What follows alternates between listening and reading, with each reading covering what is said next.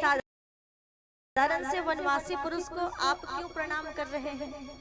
भगवान भोले बाबा मुस्कुरा के कहने लगे, अरे नहीं सती, ये कोई साधारण नहीं है, ये हमारे नारायण हैं, बैकुंठ धाम के निवासी, जो अभी धरती पर आकर अपनी लीला संपन्न कर रहे हैं। होना तो ये चाहिए था कि पति ने प्रणाम किया, तो जिस व्यक्ति का प्रणाम पति ने किया, निश्चित वो पति के लिए आदरणीय है, तभी उन्होंने उनका प्रणाम किया। और जो पति के लिए आदरणीय है, वो स्वतः ही पत्नी के लिए आदरणीय हो जाता है। तो बिना कहे सती को भी नमस्कार कर लेना था, लेकिन मन में फिर संशय आ गया। तो भगवान ने समझाया, फिर भी नहीं मानी।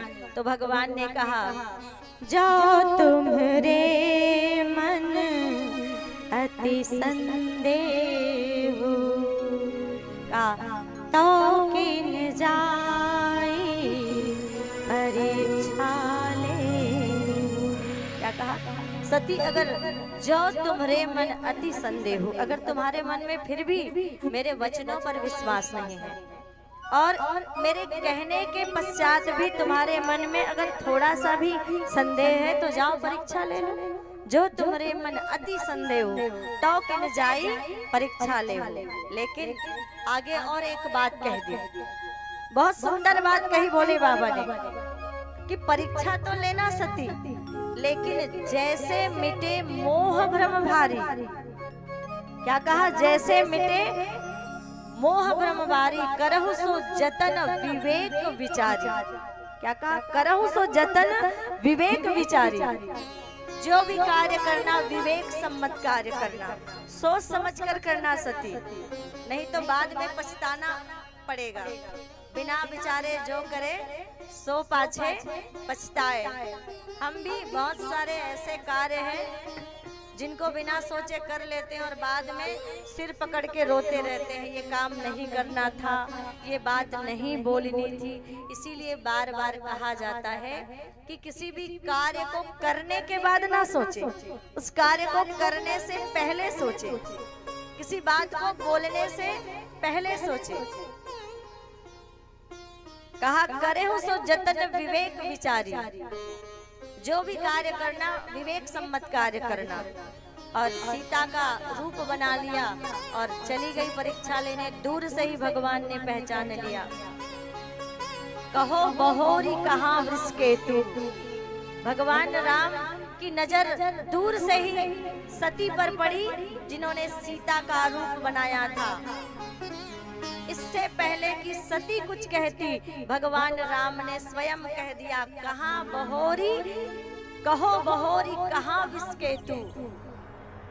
कहाँ है भोले बाबा? अकेले इस निर्जन वन में विचरण कर रही हैं आप। लक्ष्मण जी तो बड़े आश्चर्य में पड़ गए, इस सती को क्या हुआ है? आज भाभी का, आज सीता मैया का रूप इन्होंने धर लिया है, पर बड़े भैया सामने है, इसलिए कुछ बोले नहीं, शांत रहे लक्ष्मण जी। बड़ी लज्जित हुई सती। और चारों तरफ अब भगवान ने कैसी लीला दिखाई, जिधर देखती ऊपर नीचे आगे पीछे हर एक जगह पर भगवान राम ही राम सर्वत्र दिखाई देने लगे, सर्वत्र दिखाई देने लगे। जिधर देखती उन्हीं प्रभु की छवि दिखती सती को। बड़ी संशय की स्थिति आ गई, डर सी गई। और वापस जब भोले बाबा के पास गई और भोले बाबा ने पूछा, कहो सती ले आई परीक्षा। पहले एक बार बात नहीं मानी थी, विश्वास नहीं किया था बाबा जी के वचनों पर। अब दूसरी बार, एक गलती तो पहले कर ली है, दूसरी गलती और दोहरा रही है। क्या कह दिया? मैंने कोई परीक्षा नहीं दी। भोले बाबा ने दिव्य दृष्टि से देखा और जान लिया कि सती ने आज सीता का रूप बना लिया मेरी मियां। और मन ही मन सोचने लगे, हो हुई वही जो राम रचि राखा, को करे तर्क बढ़ावही शाखा। होना तो वही है जो ईश्वर ने रच रखा है पहले से, जो प्रभु ने पहले से सोच लिया है, वही होना है, वही तय है, वही निश्चित है। को करे तर्क बढ़ावही शाखा। चुपचाप मार्ग में सती का मन बुझा बुझा सा है। प्रभु राम की कथा श्रवण कराते जा रहे हैं और गए तो क्या किया, त्याग नहीं किया। सोचा भोले बाबा ने, जिन्होंने मेरी माता का रूप धर लिया, अब कैसे मैं पत्नी की दृष्टि से उन्हें देखूं, ये सोचकर 87,000 बरस तक के लिए समाधि लगा ली। भोले बाबा ने कुछ नहीं कहा सती से, केवल समाधि लगाई, समाधि लगाकर बैठ गए। और 87,000 बरस बाद भोले बाबा की समाधि टूटी तो पुनः सती ने निवेदन किया था, आज बाबा जी उस समय तो बुद्धि मेरी बिगड़ गई थी, इसलिए अभिमान के कारण मैं कथा श्रवण नहीं कर पाई, कृपा करके मुझे आज कथा सुनाइए। आज फिर दोबारा कथा श्रवण करने बैठी है। इतने बरस की समाधि बाद समाधि टूटी है बाबा की।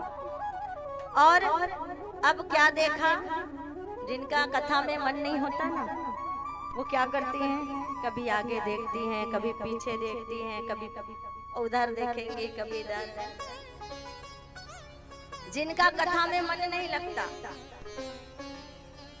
ऐसे ही आज पुनः सती का ध्यान कथा में नहीं है। वो तो ऊपर आकाश मार्ग की ओर देखने लगी, जहां सज धज के कुछ लोग जा रहे थे, कुछ देवगण जा रहे थे।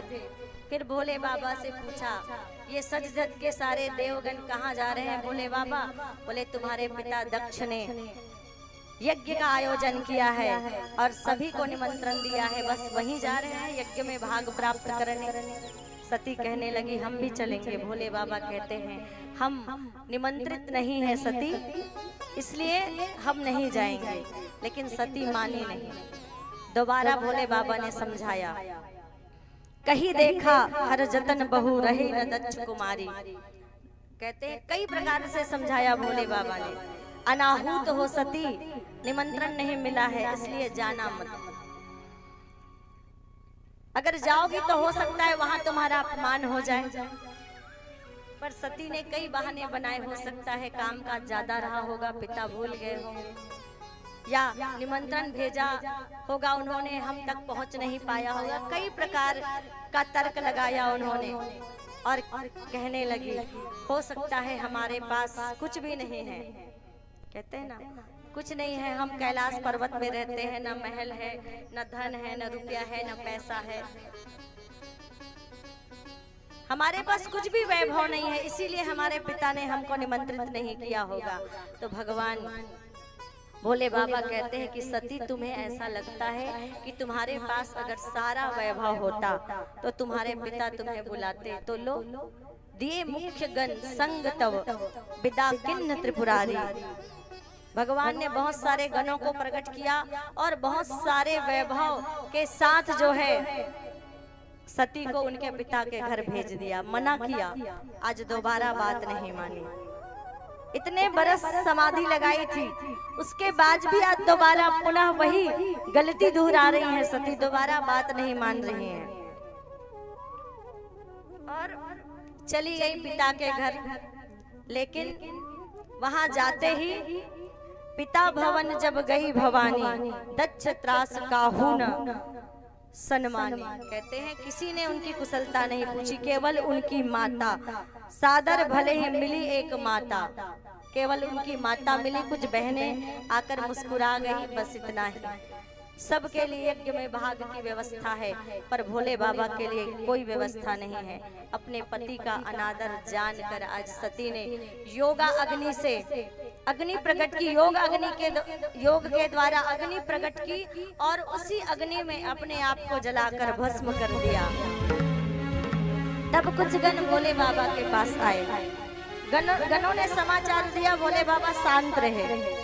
तब स्वयं नारद जी चल कर आते हैं और भोले बाबा को सारी कथा बताते हैं। उसके पश्चात भोले बाबा उठकर खड़े हुए और उन्होंने क्रोध नहीं किया, बल्कि क्या कहा नारद जी से कि नारद जी अब मेरे क्रोध को प्रकट करने का समय आ गया है।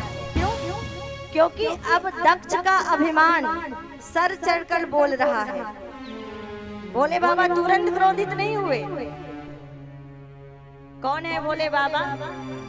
कर्पूर गौरम करुणावतारम संसार सारम भुजगेंद्रहारम। करुणावतारम, करुणा के अवतार है। कर्पूर गौरम, करुणावतारम, जिसका कर्पूर के समान गौर वर्ण है और जो करुणा के अवतार है। सबसे करुणा करण कौन है? जो जल्दी प्रसन्न होते हैं भक्तों के ऊपर, वो है भोले बाबा। करुणावतारम संसार सारम भुजगेंद्रहारम सदा वसंतम हृदयारविंदे भवम भवानी सहितम नमामि। वो करुणा के अवतार है। नारद जी से उन्होंने कहा कि हे नारद, अब मेरे क्रोध को प्रकट करने का समय आ गया है।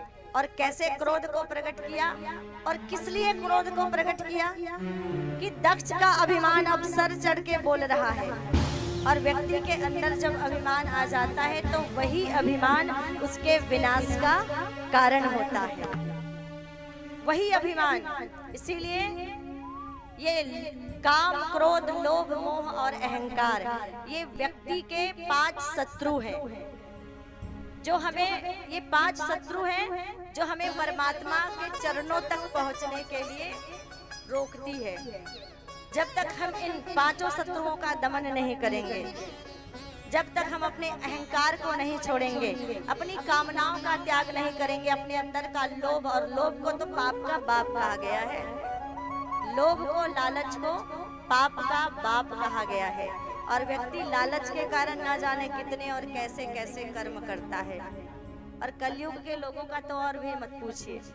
पूजा तो खूब करते हैं, सत्संग भी बहुत करते हैं, ना सत्संग करने में कमी करते हैं, ना पूजा पाठ करने में कमी करते हैं, ना मंदिर जाने में कमी करते हैं, ना दर्शन में कमी करते हैं। लेकिन सोचते क्या है, उनकी भक्ति कैसी होनी चाहिए? राम नाम जपना, और प्रेम से बोलिए राधे राधे। राम नाम जपते रहे और पराया माल अंदर करते रहे। राम नाम जपना, पराया माल अपना। एक डाकू हुआ रत्नाकर, राम नाम तो उन्होंने भी जपा, लेकिन जब राम नाम जपना स्टार्ट किया, उन्होंने शुरू किया, तब उनको राम का नाम लेना आता था? आता था? बिल्कुल नहीं आता था। नारद जी मिले 2 घड़ी के लिए। हम 7 दिन कथा श्रवण करते हैं और कई कई बार कथा श्रवण करते हैं, तब भी जीवन में, हमारे व्यक्तित्व में, हमारे गुण में, हमारे कर्म में, हमारे आचार में, हमारे विचार में किसी प्रकार का कोई बदलाव नहीं आता। और कथा का मुख्य उद्देश्य होना चाहिए हमारे गुण, कर्म, स्वभाव, व्यक्तित्व में बदलाव, विचारों में बदलाव, क्योंकि विचारों के परिवर्तन से ही तो दुनिया बदलेगी। यही हमारे कथा श्रवण का उद्देश्य होना चाहिए सबसे पहले। लेकिन इसी पक्ष पर हम ध्यान नहीं देते, यही पक्ष हमारा छूट जाता है ना? हम मनुज हैं, हम मनुज हैं, मनुज की अदा से जिए, मानवीय संस्कृति सभ्यता से जिए। हम मनुज हैं, मनुज की अदा से जिए, मानवीय संस्कृति सभ्यता से जिए। और यही पक्ष हमारा छूट जाता है। ये रत्नाकर, हम कहते हैं 7 दिन सुनेंगे, हो सकता है 7 दिन नहीं तो 14 दिन और 14 साल सुनेंगे तो हमारा जीवन बदलेगा। लेकिन व्यक्ति जब जीवन की दिशा को, अपने व्यवहारों को, विचारों को बदलने का संकल्प लेता है ना, तो बड़े बड़े लंबे चौड़े प्रवचनों की आवश्यकता नहीं पड़ती। 2 घड़ी का, केवल मात्र 2 घड़ी का सत्संग पर्याप्त होता है जीवन को बदलने के लिए, विचारों को बदलने के लिए। और यही रत्नाकर के साथ हुआ। उल्टा नाम जपत जग जाना और वाल्मीकि भय ब्रह्म समाना। जब 2 घड़ी के लिए रत्नाकर को देवर्षि नारद मिले, नारद ने कहा ये गलत कर्म किस लिए और क्यों? रत्नाकर कहा घर वालों के लिए करता हूँ। इतना ही कहा नारद जी ने, इतनी सी बात कही, आज जाओगे रत्नाकर तो घर वालों से पूछना तुम्हारे पाप कर्मों का जो फल है उसका हिस्सा लेंगे क्या। रत्नाकर गया घर, बेटे से, पत्नी से, माँ से पूछने लगा क्या मेरे पाप कर्मों के हिस्सेदार बनोगे? तब ने मना कर दिया। तब रत्नाकर को बात समझ में नहीं आई, क्योंकि रत्नाकर के माँ ने कहा कि रत्नाकर, कर्म प्रधान विश्व रचि राखा, और जो जस करहि सो तस फल छाका। तुम्हारा कर्म है तो उसका फल भी तुम्हें ही भोगना पड़ेगा। कोई उसका हिस्सेदार नहीं होगा, ना पत्नी ना पुत्र, कोई उसके हिस्सेदार नहीं बनेंगे। दुनिया के लोग तुम्हारा हर तरह से फायदा उठा सकते हैं, लेकिन तुम्हारे पाप के हिस्सेदार कोई और नहीं होगा। तुम्हें अकेले को उसका फल भोगना पड़ेगा। इतनी सी बात रत्नाकर को कही, 2 मिनट का साथ मिला और जीवन की दिशा बदल गई। कुटिल कराल दस्यु रत्नाकर, एक दिन पापों से उगता कर, राम कृपा से मरा मरा जब। क्या कहा? 2 अक्षर का प्रभु का प्यारा सा नाम राम। अच्छा बताइए, इतने सारे लोग बैठे हैं, किनको राम कहना नहीं आता? जरा हाथ उठाइए। हम अंतर्यामी तो है नहीं कि आपके मन की बात जान ले। किनको राम कहना नहीं आता? सबको आता है ना, सबको आता है। पर राम नाम वैसे ही जपना चाहते हैं। राम नाम जपना आगे आप जानते हैं, बार बार नहीं कहेंगे, वैसा ही नाम राम नाम। लेकिन बदला अपना, कुटिल कराल दस्यु रत्नाकर, एक दिन पापों से उगता कर, राम कृपा से मरा मरा जब। बदला अपना मन। किसको बदलना पड़ता है सबसे पहले? मन। मन को ही बदलना पड़ता है, मन का ही समर्पण करना पड़ता है। और आज सती का मन फिर नहीं लगा। भगवान ने कहा, क्रोध को दक्ष के अंदर अहंकार आ गया था। तो अहंकार, हमारे गुरुजी तो कहते थे कि बेटा अहंकार इतना सूक्ष्म होता है कि व्यक्ति को इसी बात का अहंकार हो जाता है कि उसे अहंकार नहीं है, उसे घमंड नहीं है, इसी बात का उसे घमंड हो जाता है। ये इतना सूक्ष्म होता है। लेकिन कभी अहंकार किसी के काम नहीं आता। याद रख सिकंदर के हौसले भी आली थे, याद रख सिकंदर के हौसले भी आली थे, और जब गया था दुनिया से दोनों हाथ खाली थे। और कल तलक जो चलते थे अपनी शानो शौकत में, सम्मा तक नहीं जलती आज उसके कुर्बत में, आज उसके कुर्बत में। इतना अहंकार भरा था, विश्व विजेता बनना चाहता था, लेकिन काल आया तो कुछ भी साथ लेकर नहीं गया। इसीलिए जीवन में कभी भी किसी भी चीज का, जो भी योग्यता, जो भी प्रतिभा, जो भी क्षमता, जो भी पावर, जो भी स्टेटस, जो भी आपके पास है, कभी उसका अहंकार ना करें। हमेशा सरल बनकर रहें, हमेशा सरल और निश्चल मन वाले बनकर रहें। सबके सबको सम्मान दे और सबसे सलाह ले, सबको प्रेम बांटे। कहते ना, जो तुके कांटे हुए वाके भी बोवे तो फूल, क्योंकि फूले को फूले मिले और वाके है त्रिशूल। अगर कोई हमारे साथ बुरा करने का भी प्रयास करता है तो कबीर साहिब जी महाराज ने कितनी सुंदर बात कही कि जो तुके कांटे बोवे वाके भी बोवे तो फूल। अगर तुम्हारे लिए कोई कांटे बोता है, अगर तुम्हें कोई कष्ट भी पहुंचाता है, तो तुम भी उसके लिए कष्ट के विषय में मत सोचो, तुम उसे कष्ट मत दो, क्योंकि फूले को फूले मिले, उसके लिए भी हमें अच्छा सोचना है।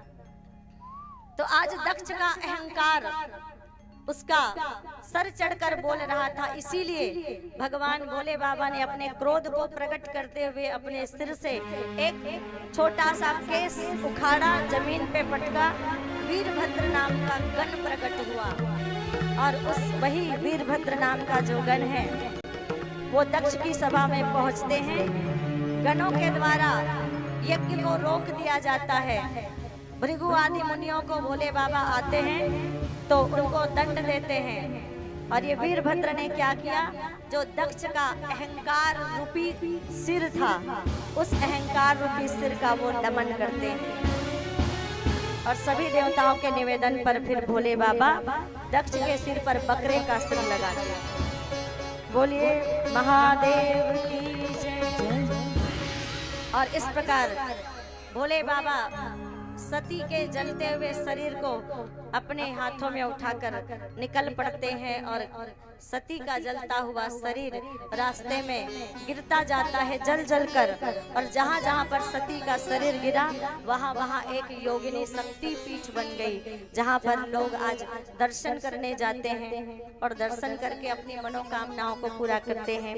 एक है कामाख्या देवी शक्तिपीठ, ज्वाला देवी जहाँ दिन भर ज्वाला प्रज्वलित रहती है। ऐसी कई शक्तिपीठ है, 51 शक्तिपीठे बनी, 51 जगहों पर माता सती का शरीर गिरा।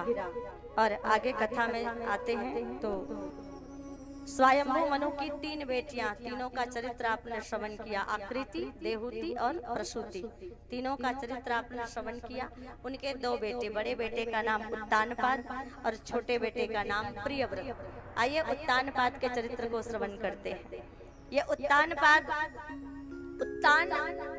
अर्थात जिनके पैर ऊपर और सिर नीचे, इसको उत्तानपाद कहा जाता है कि जिनके पैर ऊपर है और सिर नीचे, अर्थात जिनकी बुद्धि घुटने में, ऐसा कहा जा सकता है कि सब इंसान के पैर तो नीचे ही रहेंगे, लेकिन उसके कहने का तात्पर्य क्या है कि पैर ऊपर, अर्थात बुद्धि किसी के घुटने में होती है, ऐसा कहते हैं, इसको कहा जाता है उत्तानपाद।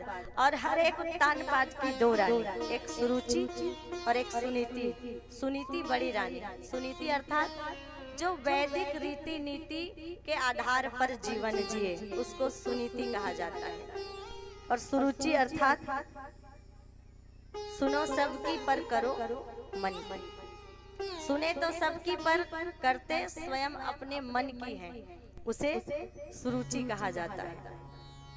तो ये सुनीति और सुरुचि दोनों रानियां थी उत्तानपाद की। एक दिन सुरुचि के कहने पर राजा उत्तानपाद ने अपनी बड़ी रानी सुनीति का त्याग कर दिया और तब सुनीति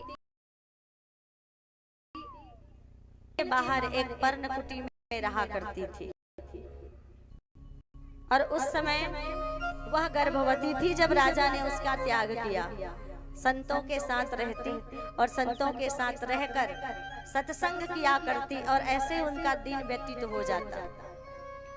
कुछ कपड़े, कुछ अन्न समय समय पर राजा के द्वारा वहां भेज दिया जाता था, उसी से उसका निर्वहन होता था, उसी से उसका जीवन चल रहा था। इधर सुनीति ने एक सुंदर बालक को जन्म दिया, संतों की खूब सेवा करती। संतों ने प्रसन्न होकर एक दिन सुनीति से वर मांगने के लिए कहा। तो सुनीति ने कितना सुंदर वर मांगा, कहा कि मुझे तो एक सुंदर आपकी कृपा और दया से बेटा हो गया है, पर सुरुचि जो मेरी सौतन है उनकी कोई संतान नहीं है। तो ऐसा करें हे ऋषिगण, अगर आप मेरी सेवा से प्रसन्न हैं तो मेरी सौतन सुनीति सुरुचि को भी एक सुंदर बेटा हो जाए। देखिए, जिस स्त्री ने अपने पति से कहकर सुनीति को घर से निकलवाया, उसके लिए कितना उत्तम विचार रखा। उन्हीं के लिए पुत्र की कामना कर रही हैं। संत ने आशीर्वाद दे दिया और सुरुचि को भी एक सुंदर बेटा हुआ। सुनीति के बेटे का नाम ध्रुव और सुरुचि के बेटे का नाम उत्तम। दोनों धीरे धीरे बड़े हुए और कभी कभी ध्रुव का आना जाना महल में होता था। तो एक दिन जब बड़ा हुआ ध्रुव तो महल में आया, राजा उत्तानपाद सिंहासन पर बैठे थे और सुरुचि के पुत्र उत्तम को गोद में लिया हुआ था। बालक ध्रुव ने देखा कि ये तो मेरे भी पिता हैं, तो उनकी भी इच्छा हुई, छोटा सा बालक है, कि पिता की गोदी में जाकर बैठूं।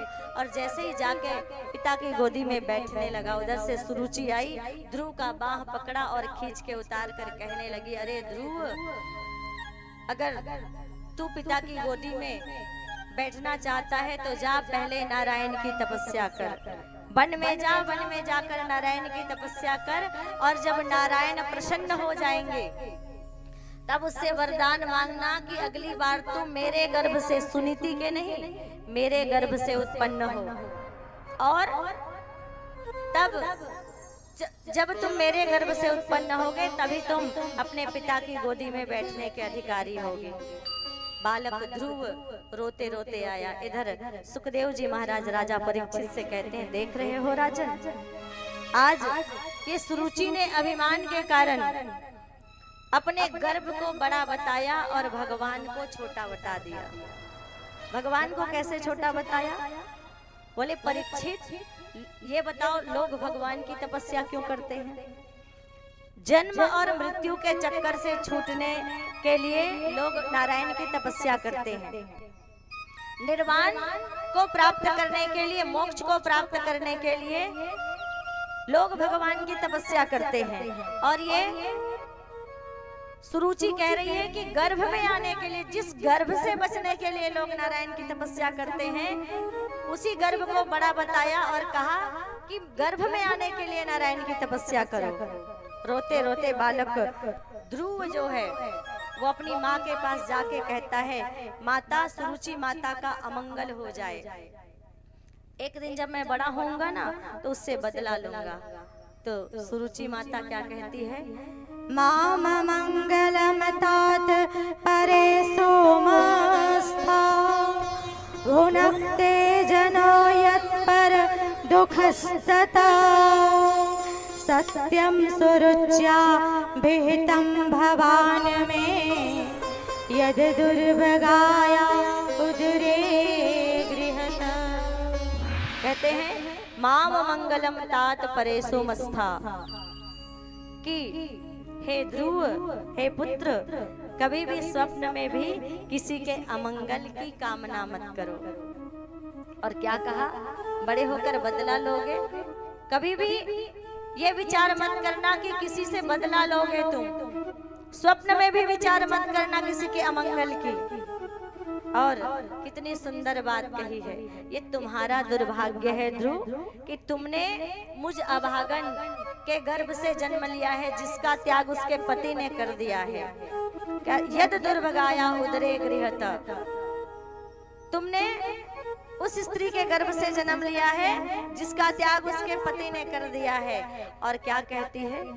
वो माँ कभी गलत नहीं हो सकती ध्रुव। ध्यान से सुनिएगा क्या कह रही है सुनीति। वो माँ कभी गलत नहीं हो सकती ध्रुव, जो भगवान नारायण की तपस्या की बात करे, जो भगवान नारायण की प्राप्ति की बात करे, वो माँ कभी गलत नहीं हो सकती। इस संसार में दो महान नारियां जिन्होंने सौतेलेपन का मान रखा, एक सुनीति, दूसरी कौन? दूसरी कौन? जिन्होंने अपने पुत्र को मर्यादा सिखाई। और पिता ने जब 14 साल का वनवास दिया तो वो माता जाती है सीधे अपने पति के कक्ष में, राजा दशरथ के कक्ष में, और जाकर कहती है कि जौ केवल पितु आय सुताता, कि हे राजन, अगर ये केवल पिता की आज्ञा होती, जौ केवल पितु आय सुताता, अगर ये केवल पिता की आज्ञा होती कि मेरे पुत्र राम को 14 साल के लिए वन जाना है, तो जनी जाहु जाने बड़ी माता। तो ये आप जान लीजिए, ये सुन लीजिए कि माता का पुत्र पर ज्यादा अधिकार होता है। इस नैतिक आदर्श के सहारे मैं कभी भी अपने बेटे को वन जाने नहीं देती। मेरे पास वो सामर्थ्यता है, वो शक्ति है, वो अधिकार है जिससे मैं अपने पुत्र को वन जाने से रोक सकती हूँ। अपने अधिकार की बात तो जाकर कहती है राजा दशरथ से, लेकिन वही माता जब आती है अपने बेटे राम के पास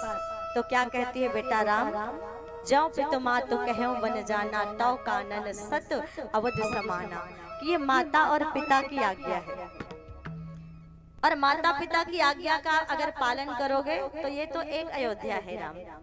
तौ कानन सत अवध समाना, ये एक अयोध्या है। माता पिता की आज्ञा का अगर पालन करोगे तो वो वन तुम्हारे लिए 100 अयोध्या के समान होगा।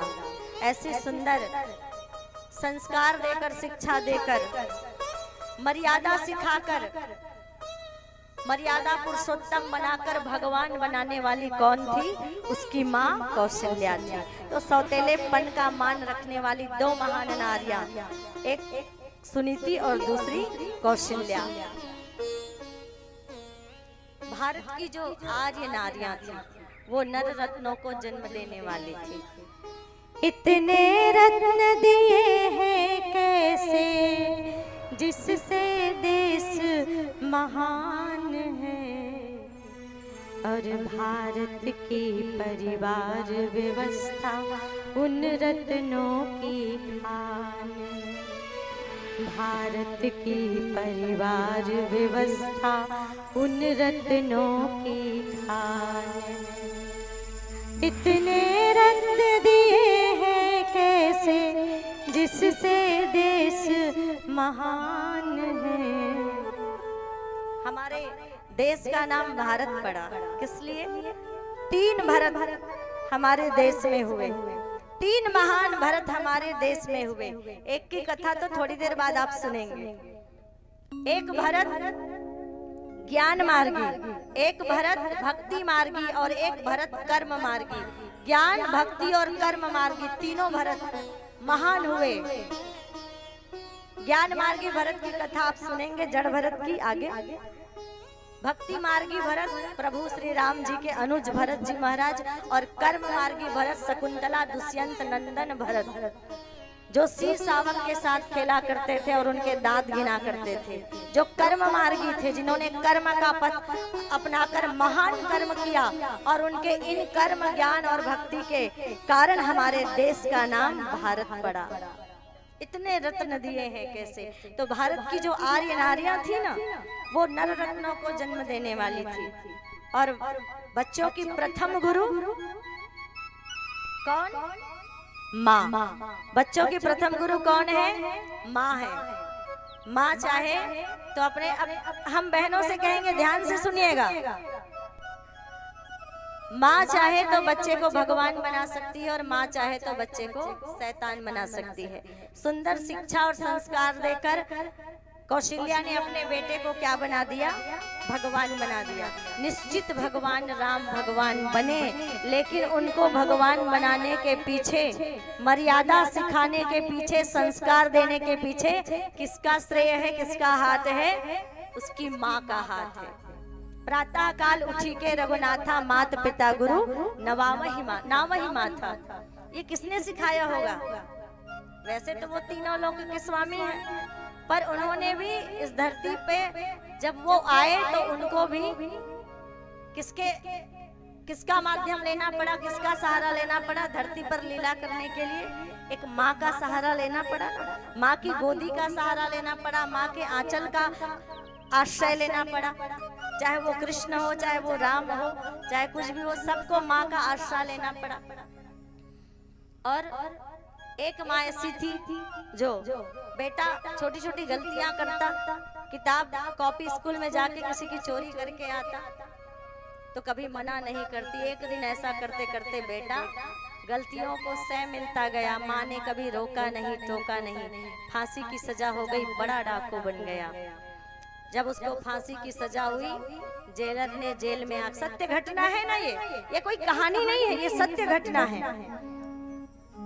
कोई काल्पनिक बातें आपको व्यासपीठ से नहीं बताई जाएगी। कुछ काल्पनिक बातें हो सकता है बताई जाए, पर अभी जो बात आपको बता रहे हैं वो एकदम सत्य घटना है। वो उस डाकू को जब फांसी की सजा हुई, जेलर ने आके पूछा, बोलो तुम्हारी अंतिम इच्छा क्या है? उन्होंने कहा, अपनी माँ से मिलना चाहता हूँ। और जब उसकी माँ को बुलाया गया तो माँ है। अब बेटा भले डाकू है, पर माँ तो माँ होती है। माँ रो रही थी, और माँ रो रही थी तो माँ को रोते देखा, पास बुलाया बेटे ने, और पास आई। माँ से कहा और पास आओ, और माँ जैसे ही पास आई, माँ का हाथ पकड़ा और अपनी तरफ खींचा, और माँ के कान को ऐसे जोर से काटा, इतने जोर से काटा कि माँ का कान उसके मुंह में आ गया। बड़ी मुश्किल से हाथ छुड़ाया जेलर साहब ने। सिपाहियों को बुलाकर कहा, अरे तू बड़ा दुष्ट है, इसीलिए तो तुझे फांसी की सजा हो रही है, लेकिन तू इतना भी दुष्ट होगा ये मुझे नहीं पता था कि मरते मरते माँ को ऐसा कष्ट दे गया, माँ को ऐसी तकलीफ दे गया, उसके कान काट के निकाल लिया तूने।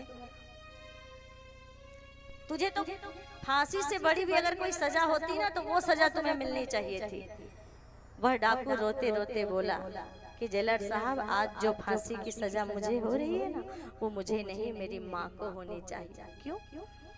क्योंकि जब मैं छोटा था और छोटी छोटी गलतियां करता था, छोटी छोटी, कभी स्कूल में जाकर अपने दोस्तों की कॉपी पेन चुरा लेता, किसी के पैसे चुरा लेता, और उसके घर वाले आकर जब शिकायत करते तो मेरी माँ उन सब से लड़ पड़ती। पड़ोस वाले मेरी गलती पर कुछ शिकायत करते तो पड़ोसियों से लड़ पड़ती, और मेरे हर गलतियों पर पर्दा डालती गई, और मुझे और बल मिलता गया और सह मिलता गया, जिसके कारण मेरा हौसला और बढ़ता गया, और मैं छोटी छोटी चोरी करते करते आज इतना बड़ा डाकू बन गया। तो मुझे डाकू बनाने वाली ये मेरी माँ है। उसी दिन मुझे रोकती, मेरे कान को पकड़ती और एक तमाचा मेरे गाल पे जड़ती और रोकती मुझे गलत कार्य करने से, तो आज मैं इतना बड़ा डाकू नहीं बनता। इतना बड़ा डाकू बना तो मुझे डाकू बनाने वाली मेरी माँ है। अब बोलो जेलर साहब, फांसी किसे होनी चाहिए, मुझे कि मेरी माँ को? डाकू को कि डाकू बनाने वाली को, किसे फांसी होनी चाहिए? ये उस कैदी ने कहा, ये उस डाकू ने कहा, ये उसके वचन थे। एक माँ ऐसी थी जिन्होंने कहा था, हुंकार भरते हुए कहा था कि मेरा बेटा ऐसा है। वह क्रुद्ध सिंहनी सी बोली, बेटे ने फांसी खाई थी और उसने मेरे दूध कोख पर कालिख नहीं लगाई थी। वो कौन थी? वो भगत सिंह की माँ थी। जब भगत सिंह को फांसी होने वाली थी, माँ आई रोते रोते। तब बेटा कहने लगा, माँ क्यों रोती हो? जननी जन्मभूमि स्वर्गादपि च गरीयसी। जन्म देने वाली माँ और ये धरती माता स्वर्ग से भी बढ़कर है। और चाहे वो जन्म देने वाली माँ हो, जितने बेटे हैं सुन लीजिए, चाहे वो जन्म देने वाली माँ हो, जितनी संतानें हैं, चाहे वो बेटी हो या बेटे, चाहे वो जन्मभूमि हो, वो धरती माता हो, वो हमारे लिए स्वर्ग से बढ़कर होता है। और उसके लिए अगर अपने प्राणों को भी देना पड़े तो उससे हमें पीछे हटना नहीं चाहिए। हंसते हंसते उनके लिए प्राण भी अगर देना पड़े तो दे देना चाहिए। और मैं मर नहीं रहा हूँ माँ, मैं तो शहीद हो रहा हूँ। जब माँ ऐसी त्याग और बलिदान की प्रतिमूर्ति होती है ना, ऐसा संस्कार बच्चों को सिखाती है, तो बेटा किस प्रकार से होता है? बेटा भगत सिंह जैसे होता है। तब आंसू को पोंछते हुए उसकी माँ ने कहा, बेटा भगत सिंह तो गलत सोच रहा है। मैं इसलिए नहीं रो रही कि तुझे फांसी हो जाएगी और तू मुझे छोड़ के सदा सदा के लिए चला जाएगा। बेटा भगत सिंह, मैं इसलिए रो रही हूँ कि भगवान ने मुझे एक ही बेटा क्यों दिया? भगवान ने मुझे 100 बेटे क्यों नहीं दिए? क्योंकि भगवान ने मुझे 100 और बेटे दिए होते तो उन 100 बेटों को इस भारत माता की रक्षा के लिए फांसी के तख्ते पर चढ़ा देते। मेरे वतन के लोगों, जरा याद करो कुर्बानी, जो शहीद हुए हैं उनकी जरा याद करो कुर्बानी। ए मेरे वतन के लोगों, जरा आँख में भर लो पानी, जो शहीद हुए उनकी जरा याद करो कुर्बानी। तुम भूल न जाओ उनको, इसलिए सुनो ये कहानी, जो शहीद हुए हैं उनकी जरा याद करो कुर्बानी।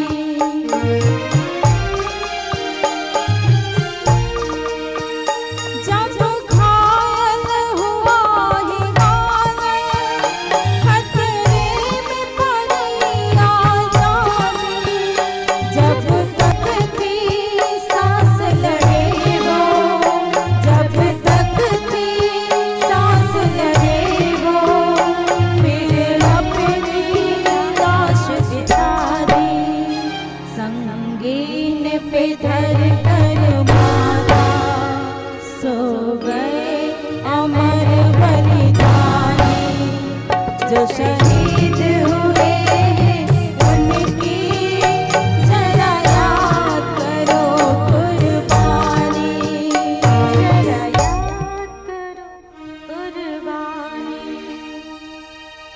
और इतनी सुंदर, तो भारत की आर्य नारियां ऐसी नवरत्नों को जन्म देने वाली थी।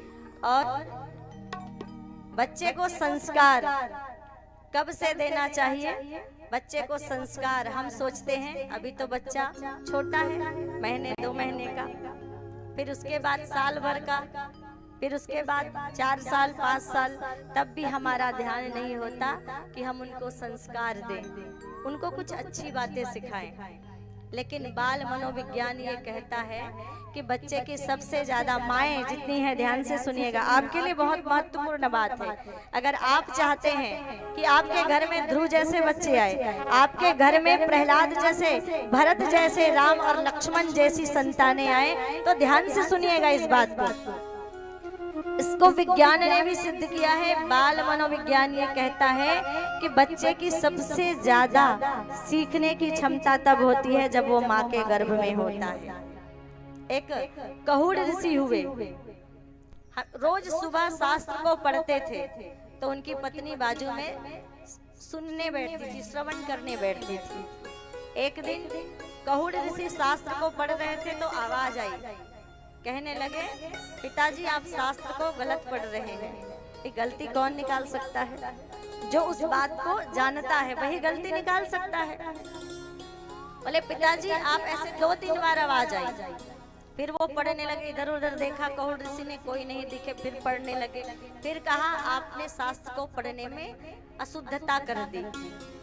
फिर इधर उधर देखा, कोई नहीं दिखे, फिर आवाज आई आपने शास्त्र को पढ़ने में पुनः गलती कर दी।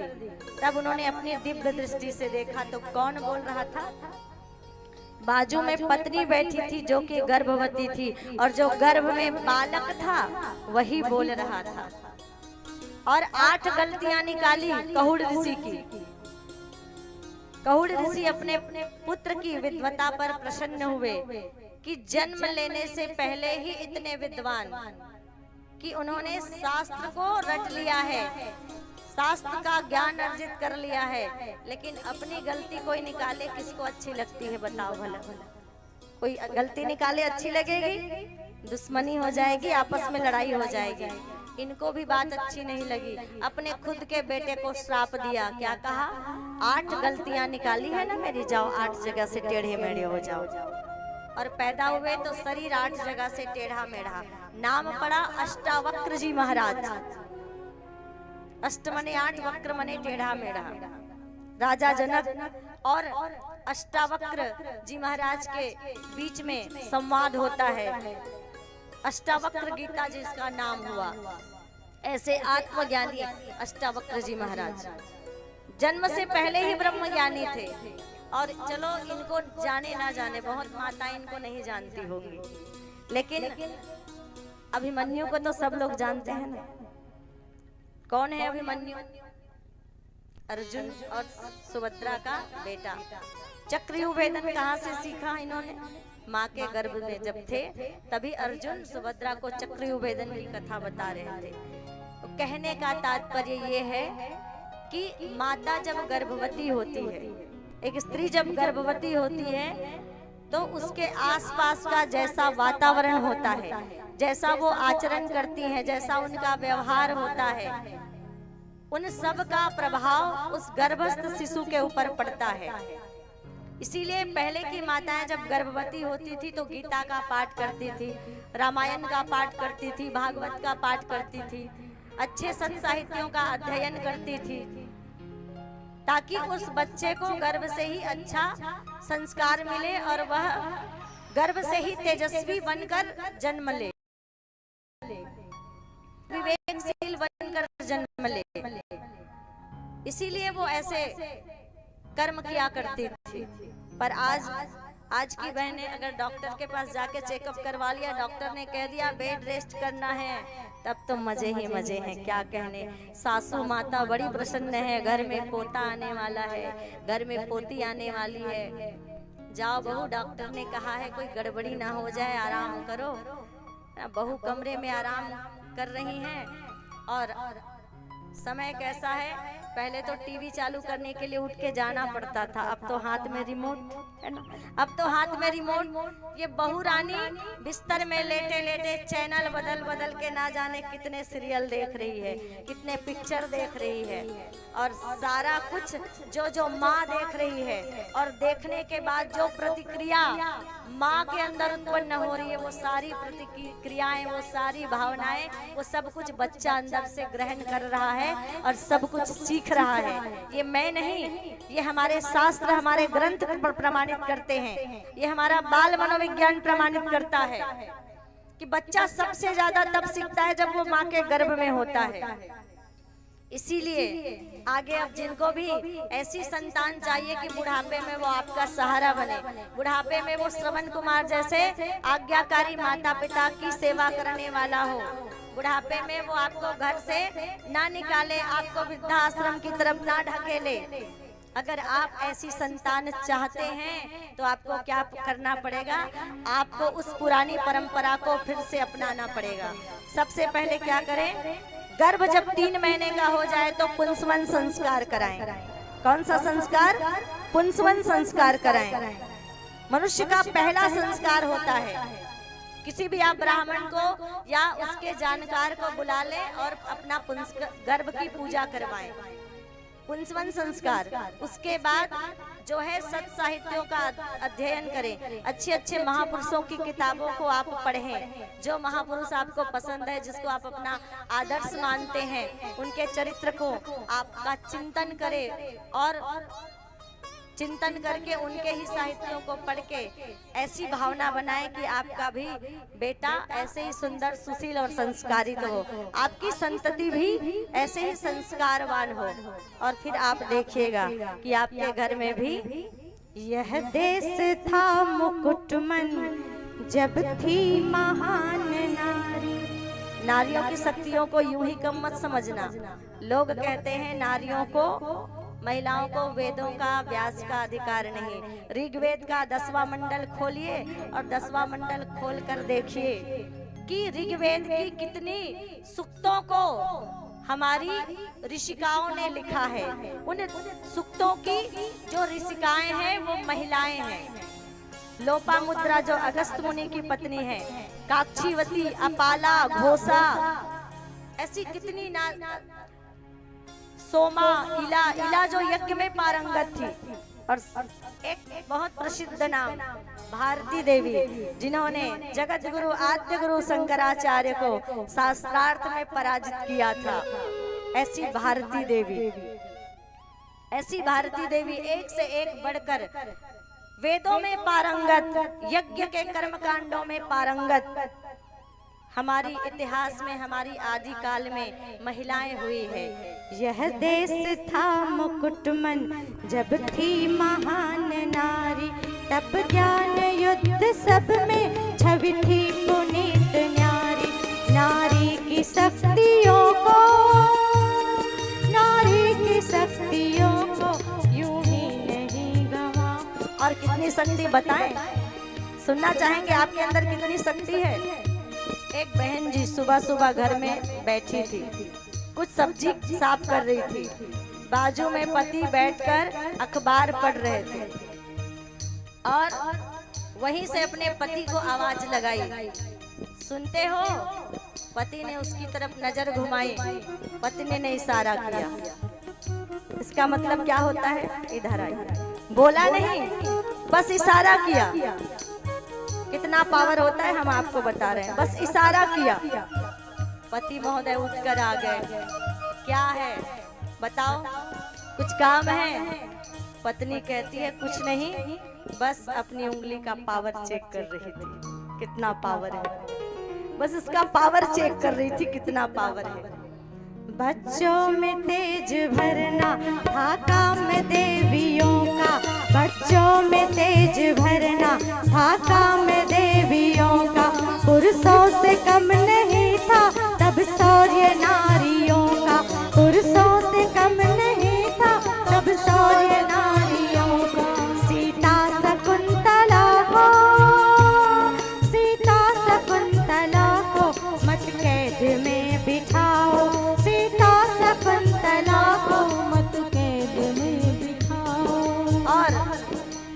नारियों की क्या क्या भूमिका रही, ध्यान से सुनिएगा। ज्ञानी है पुरुष ऋषि तो नारी भी कम कहाँ है। ज्ञानी है पुरुष ऋषि तो नारी भी कम कहाँ है। घोषा अरुंधति सी ऋषि देवियाँ यहाँ है। घोषा अरुंधति सी ऋषि देवियाँ यहाँ है। गार्गीय भारती का, गार्गीय भारती का अधिकार मत छुड़ाओ। गार्गीय भारती का अधिकार मत छुड़ाओ। तप से हुए भगीरथ अनसुया कम नहीं। अनसुया का चरित्र सुना ना, अनसुया का चरित्र श्रवण किया परसों की कथा में।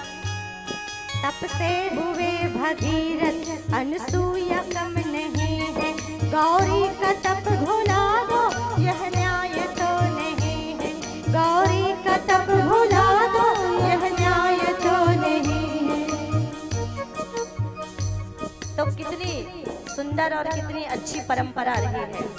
और चलिए, इनका नाम भले ना जाने, लेकिन एक नाम ऐसा है जिनको सब लोग जानते हैं। चमक उठी सन 57 में, वह तलवार पुरानी थी और खूब लड़ी मर्दानी। वह तो जरा जोर से, दम नहीं है। जिसके व्यक्तित्व के बारे में आप सुन रही हैं और जिनका नाम आप बोल रही हैं वो शेरनी थी, तो ऐसे आपकी आवाज मजा नहीं आ रहा है। खूब लड़ी मर्दानी, वह तो झांसी वाली रानी थी। ये इतिहास है हमारी बहनों का। तो बहनें चाहे क्या है, 21वीं सदी नारी सदी। और क्या कहा है, आज तक ध्यान दीजिएगा, किसी भी महापुरुष की कोई भी भविष्यवाणी अभी तक झूठी नहीं हुई है। जिन्होंने भी, जिस महापुरुष ने भी भविष्यवाणी की है, वो भविष्यवाणी अब तक 100% सही हुई है। चाहे वो स्वामी विवेकानंद हो, चाहे वो महर्षि अरविंद हो, चाहे वो मालवीय हो, किसी ने भी, चाहे वो पंडित श्री राम शर्मा जी आचार्य हो, जिन्होंने कहा कि 21वीं सदी नारी सदी और आगे युग के निर्माण की जिम्मेदारी किसके कंधों पर है? इन बहनों के कंधों पर है, आपके कंधों पर है। इसीलिए क्या कहा कि परिवार की शक्ति कौन है?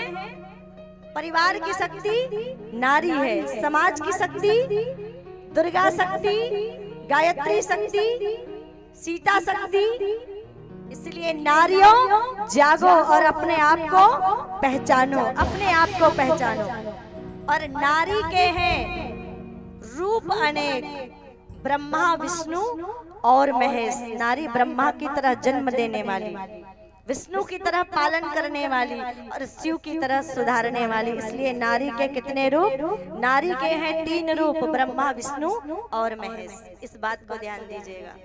आपके अंदर वो क्षमता है, आज भी आपके अंदर वो ताकत, वो शक्ति, वो सामर्थ्यता, वो त्याग, वो बलिदान, वो ममता, वो सुचिता, वो समता जो आर्य नारियों में थी, वो आप सबके अंदर है। अपनी शक्ति को पहचानिए, अपनी ताकत को पहचानिए। आपकी गोदी में भी अगर आप शक्ति को अपनी पहचानेंगी तो राम होंगे, कृष्ण होंगे, ध्रुव और प्रहलाद होंगे। और समाज को ध्रुव और प्रहलाद, राम और कृष्ण अगर कोई देगा तो कौन दे सकता है?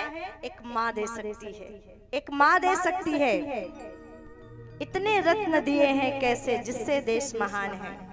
ये राम लक्ष्मण भरत शत्रुघ्न ध्रुव प्रहलाद आसमान से नहीं आए थे, किसी न किसी माँ की गोद से आए थे, किसी न किसी माँ के गर्भ से उत्पन्न हुए थे। और धन्य है वो माँ जिन्होंने हमारे देश को, हमारे समाज को ऐसी संतानें दी, ऐसी संतानें दी। अरे हम समाज को ऐसी संतान दे दे जो देश और समाज की नहीं, कम से कम अपने माता पिता का आदर करे और देश की रक्षा करे न करे। केवल बॉर्डर पे जाके लड़ाई करने वाला सैनिक ही देशभक्त नहीं है। आपका बेटा अगर नशे से दूर है, आपका बेटा अगर बुराइयों से दूर है, आपकी संतान अगर गुटखा खा के धरती पे थूकता भी नहीं है, तो इससे बड़ी देशभक्ति और कुछ नहीं हो सकती है ना। इतना ही संस्कार आप अपने बच्चों को दे दे कि कम से कम वो गुटखा खा के धरती माता का अपमान ना करे, धरती पे ना थूके वो, तो भी हम भारत माता के ऋण से उऋण हो जाएंगे। अगर इतना ही कर लिया, इतने ही संस्कार दे दिए तो। आइए आगे कथा में बढ़ते हैं, अभी बहुत सारी कथा है। बालक ध्रुव को माता ने कहा, जाओ बेटा वन की ओर, रोका नहीं। तुहर मन के बेटा गली में निकल ही ना एक कनिक, कहाँ जाथस बेटा, आजा आजा झंझा अंधियार हो गए, इसे की बला ले तो कहाँ लो कर अंदर साहस आई। अब ककरो बेटा एक कनी कनो का लड़ाई झगड़ा होत रही और छोड़ाए बर चल रही था, मत जा कर झगड़ा झंझट में मत पड़, पहले से ही मना कर देते हैं, पहले से ही रोक देते हैं। ऐसा ही करते हैं, ऐसा ही करते हैं। अनाचार बढ़ता है कब, सदाचार चुप रहता जब। कभी भी सच्चाई के लिए आवाज उठाने के लिए न स्वयं को रोके, न अपने घर के किसी सदस्य को रोके। बालक ध्रुव को रोका नहीं, 5 वर्ष की अवस्था में वन की ओर भेज दिया। कहा, जाओ बेटा भगवान के चरणों पर विश्वास रखो, विश्वासकम फलमदायको, विश्वास से ही फल की प्राप्ति होती है। विश्वास रखो उस भगवान के चरणों पर। जो भी मुसीबतें रास्ते में आएगी, कभी अपने विश्वास को डगमगाने मत देना, अपना विश्वास अडिग बनाए रखना उस प्रभु के चरणों में। तुम्हारा कोई बाल भी बांका नहीं कर पाएगा। माँ के वचनों पर विश्वास करके, माँ की आज्ञा मानकर बालक ध्रुव वन की ओर प्रस्थान कर लिया। और वन में जाते जाते तब नारद जी ने सोचा, छोटा सा बालक है, अभी तक गुरु मंत्र नहीं लिया है।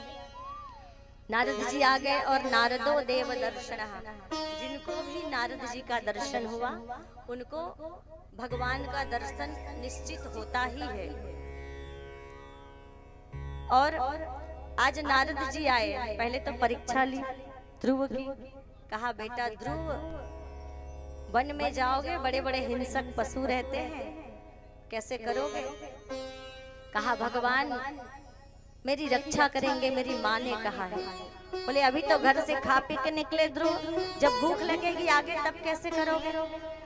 बोले, भगवान ही भोजन की व्यवस्था करेंगे, ये भी मेरी माँ ने कहा है। माँ के वचनों पर विश्वास और भगवान के चरणों पर विश्वास, अगाध श्रद्धा है भगवान के चरणों के प्रति बालक ध्रुव के मन में। और उसी श्रद्धा के भाव से वो आगे बढ़ रहा है।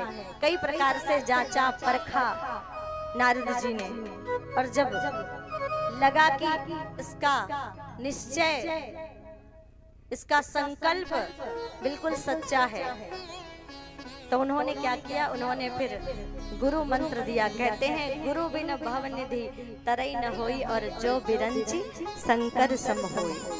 बिना गुरु के भव निधि को पार, इस संसार रूपी सागर को पार नहीं किया जा सकता। सच्चे सदगुरु का पदार्पण जब जीवन में होता है ना, तो जीवन का कायाकल्प हो जाता है, जीवन की दिशा बदल जाती है, अगर सच्चे सदगुरु हमारे जीवन में मिल जाए तो। इसलिए सदैव प्रयास करें, सदैव प्रार्थना करें कि हमें जीवन में सच्चे सदगुरु मिले, क्योंकि जब तक सदगुरु नहीं मिलेंगे तब तक परमात्मा तक जाने का रास्ता भी हमको नहीं मिलेगा।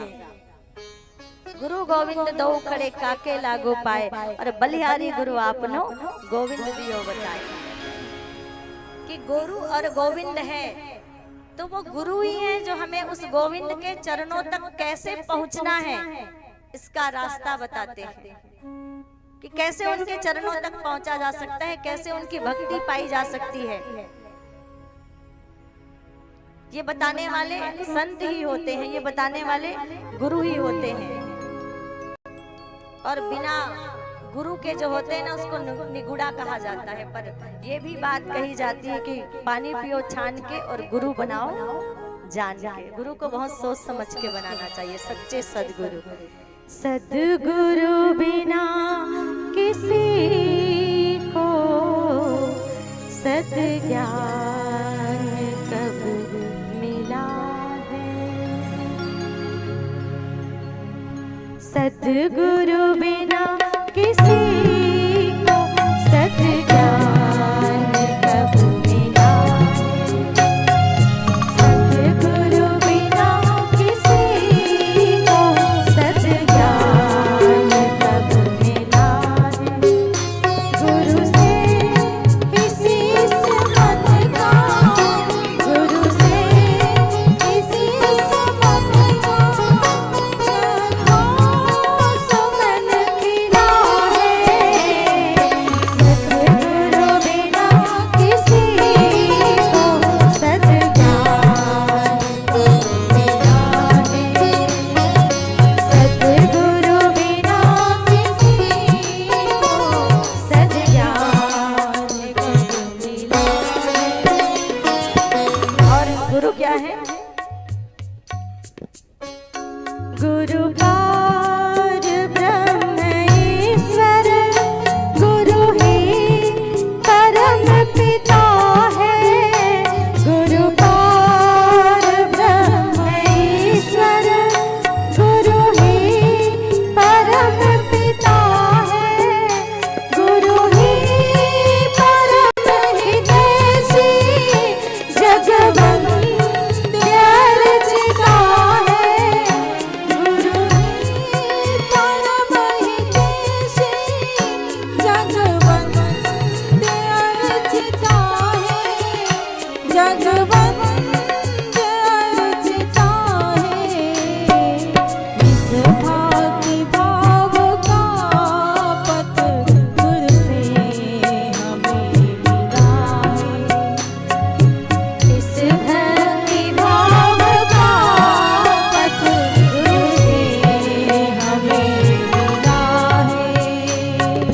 सद्गुरु बिना किसी को सद्ज्ञान कब मिला है।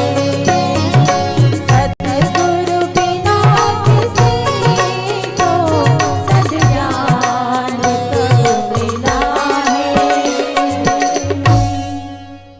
और बहुत सुंदर, बिना सदगुरु के ज्ञान नहीं मिलता। देवर्षि नारद जी ने ओम नमो भगवते वासुदेवाय का मंत्र दिया और उन्हीं मंत्र को लेकर ध्रुव जी महाराज ने अपनी तप साधना आरंभ की। और पहले महीने जब बालक ध्रुव ने अपना तप प्रारंभ किया तो 3 दिन में 1 दिन फल खा लेते थे। और एक दिन ना, एक समय में रात्रि के समय एक बार फल खा लेते 3 दिन में। फिर उनकी तप साधना निरंतर चलते रहती। उसके बाद जब दूसरा महीना आया तो 6 दिन में एक बार पत्ते खा लेते। और जब तीसरा महीना आया तो 9 दिन में एक बार जल पी लेते। और चौथा महीना आया तो जल का भी त्याग कर लिया, एक बार वायु को पी लेते। और 5वां महीना आया तो उन्होंने अपनी सांसें रोक ली, वायु पीना भी बंद कर दिया और अपनी सांसें रोक ली। और ध्रुव जी महाराज ने जैसे अपनी सांसें रोकी वैसे ही सभी देवताओं की सांसें रुक गई। सभी देवताओं की सांसें अवरुद्ध हो गई। सभी देवता हड़बड़ा गए, सबके प्राण संकट में पड़ गए। तब सभी देव ब्रह्मा जी के साथ मिलकर भगवान नारायण के समक्ष उपस्थित होते हैं और उनसे प्रार्थना करते हैं। कहते हैं, भगवान जाइए और हमारे प्राण संकट में पड़ गए हैं। एक नन्हा सा भक्त है आपका जो आपके दर्शन का अभिलाषी है और जिन्होंने अपनी सांसें रोक दी है, जिसके कारण हम सबकी सांसें रुक गई है। तो भगवान नारायण ने बहुत सुंदर बात कही कि मैं बालक ध्रुव को दर्शन देने नहीं बल्कि अपने उस नन्हे से भक्त का दर्शन करने जाऊंगा। ले दर्शन देने नहीं, अपने उस नन्हे से भक्त का दर्शन करने जाऊंगा। और वो तीनों लोकों के स्वामी परमात्मा शंख चक्र पद्म और गदा लेकर बालक ध्रुव के सामने प्रकट हो गए। मात्र 5 महीने के समय में, केवल 5 महीने तप किया ध्रुव ने। बोलिए नारायण भगवान की जय। सुखदेव जी महाराज कहते हैं, राजा परीक्षित जरा इस सुंदर झांकी का दर्शन तो करो। एक तरफ तीनों लोकों के स्वामी और दूसरी तरफ एक छोटा सा नन्हा सा 5 साल का भक्त है, बालक ध्रुव 5 साल का नन्हा सा भक्त है। कभी विद्या तो सीखी नहीं, स्कूल तो गए नहीं, तो मंत्र कहाँ से बोले। भगवान अपने भक्त को देखकर मुस्कुरा रहे हैं, तो भगवान को मुस्कुराता हुआ देखकर ये बालक ध्रुव भी मुस्कुरा रहे हैं। दोनों एक दूसरे को देखकर बस मुस्कुराए जा रहे हैं। फिर भगवान ने अपने शंख को बालक ध्रुव के कपोलों से लगाया, गालों से लगाया, और ऐसे ही तुरंत बालक ध्रुव के अंदर आत्मज्ञान प्रकट हो गया और कई मंत्रों से मुखम करोति वाचालम पंगुम लंघ्यते गिरिम यत् कृपातम हम वंदे परमानंद माधवम। कई मंत्रों से बालक ध्रुव ने भगवान की स्तुति की। भगवान ने अचल पद का आशीर्वाद देते हुए कहा, बालक ध्रुव अपने राज्य को वापस लौट जाओ। बालक ध्रुव लौटना नहीं चाहते थे, प्रभु आपका दर्शन हो गया, अब आपकी गोदी मिल गई, तो उस पिता की गोदी में बैठने की इच्छा अब जाती रही। अब तो परम पिता को मैंने प्राप्त कर लिया है, जान लिया है, पहचान लिया है, अब संसार की माया शेष नहीं है मेरे अंदर, सो नहीं लौटना चाहता। पर भगवान ने समझाया, अभी पिता के ऊपर जो जवाबदारी है ध्रुव, वो जवाबदारी तुम्हें निभानी है, इसलिए वापस लौटो। जब तुम्हारा समय पूर्ण हो जाएगा, उसके बाद तुम्हें सप्त ऋषियों के मंडल के ऊपर, उसके भी आगे उत्तर दिशा में तुम्हें स्थान मिलेगा। और भगवान ने ध्रुव को अचल पद का आशीर्वाद दिया। आज भी हम उत्तर दिशा में ध्रुव तारा के नाम से उनको जानते हैं, जो सप्त ऋषियों के मंडल के आगे है, उसके ऊपर है, उससे ऊंचा ध्रुव जी का स्थान है। ऐसा स्थान ध्रुव जी को दे दिया। और जब संकल्प लेते हैं तो उसी का उदाहरण देते हैं, निश्चय हमारा ध्रुव सा अटल हो और काया की रग रग में निष्ठा का बल हो। यही कहते हैं कि संकल्प किस प्रकार होना चाहिए। संकल्प ध्रुव के संकल्प के समान हमारा अटल होना चाहिए। ऐसा संकल्प नहीं कि आज लिया कल बदल दिया। आइए हमारे बीच कुछ सम्मानित अतिथिगण यहाँ पर उपस्थित हैं। सादर व्यासपीठ से भी उनका सम्मान है और उनके नाम की उद्घोषणा यहाँ से की जा रही है।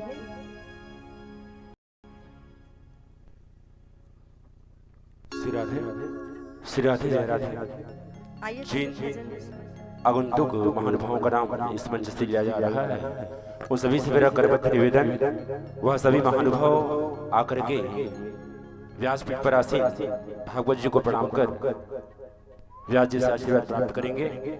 सर्वप्रथम पधारे हुए हैं श्री मानव प्रकाश साहू जी पताल गुरु से, उनसे आग्रह हुआ आए और आकर के भागवत जी को प्रणाम कर आशीर्वाद प्राप्त करें। साथ ही है श्रीमान चमनलाल साहू जी पताल गुरु से, उग्र माधव साहू जी ग्राम मुड़ा गांव से, पूर्व अध्यक्ष परिक्षेत्र आप यहाँ पर उपस्थित हैं। जिनका नाम मैं ले रहा हूँ उनसे निवेदन है कि वह आए और आकर के प्रणाम कर आशीर्वाद प्राप्त करें। साथ ही है वेदन कुमार साहू जी जुमेरपानी से, चिंतामणि साहू जी, जानकी साहू जी मुड़ा गांव से जो शिक्षिका है, उनसे भी आग्रह है और आकर के भागवत जी को प्रणाम कर आशीर्वाद प्राप्त करें। साथ ही ममता साहू जी महिला मंडल सदस्य वर्मा आप भी यहाँ उपस्थित हैं। जिनका भी नाम लिया जा रहा है वह सभी आकर के क्रमशः अतिशीघ्र आशीर्वाद प्राप्त करेंगे। ब्लॉक अध्यक्ष नुआपाड़ा उड़ीसा तारेश्वरी साहू जी, अमृता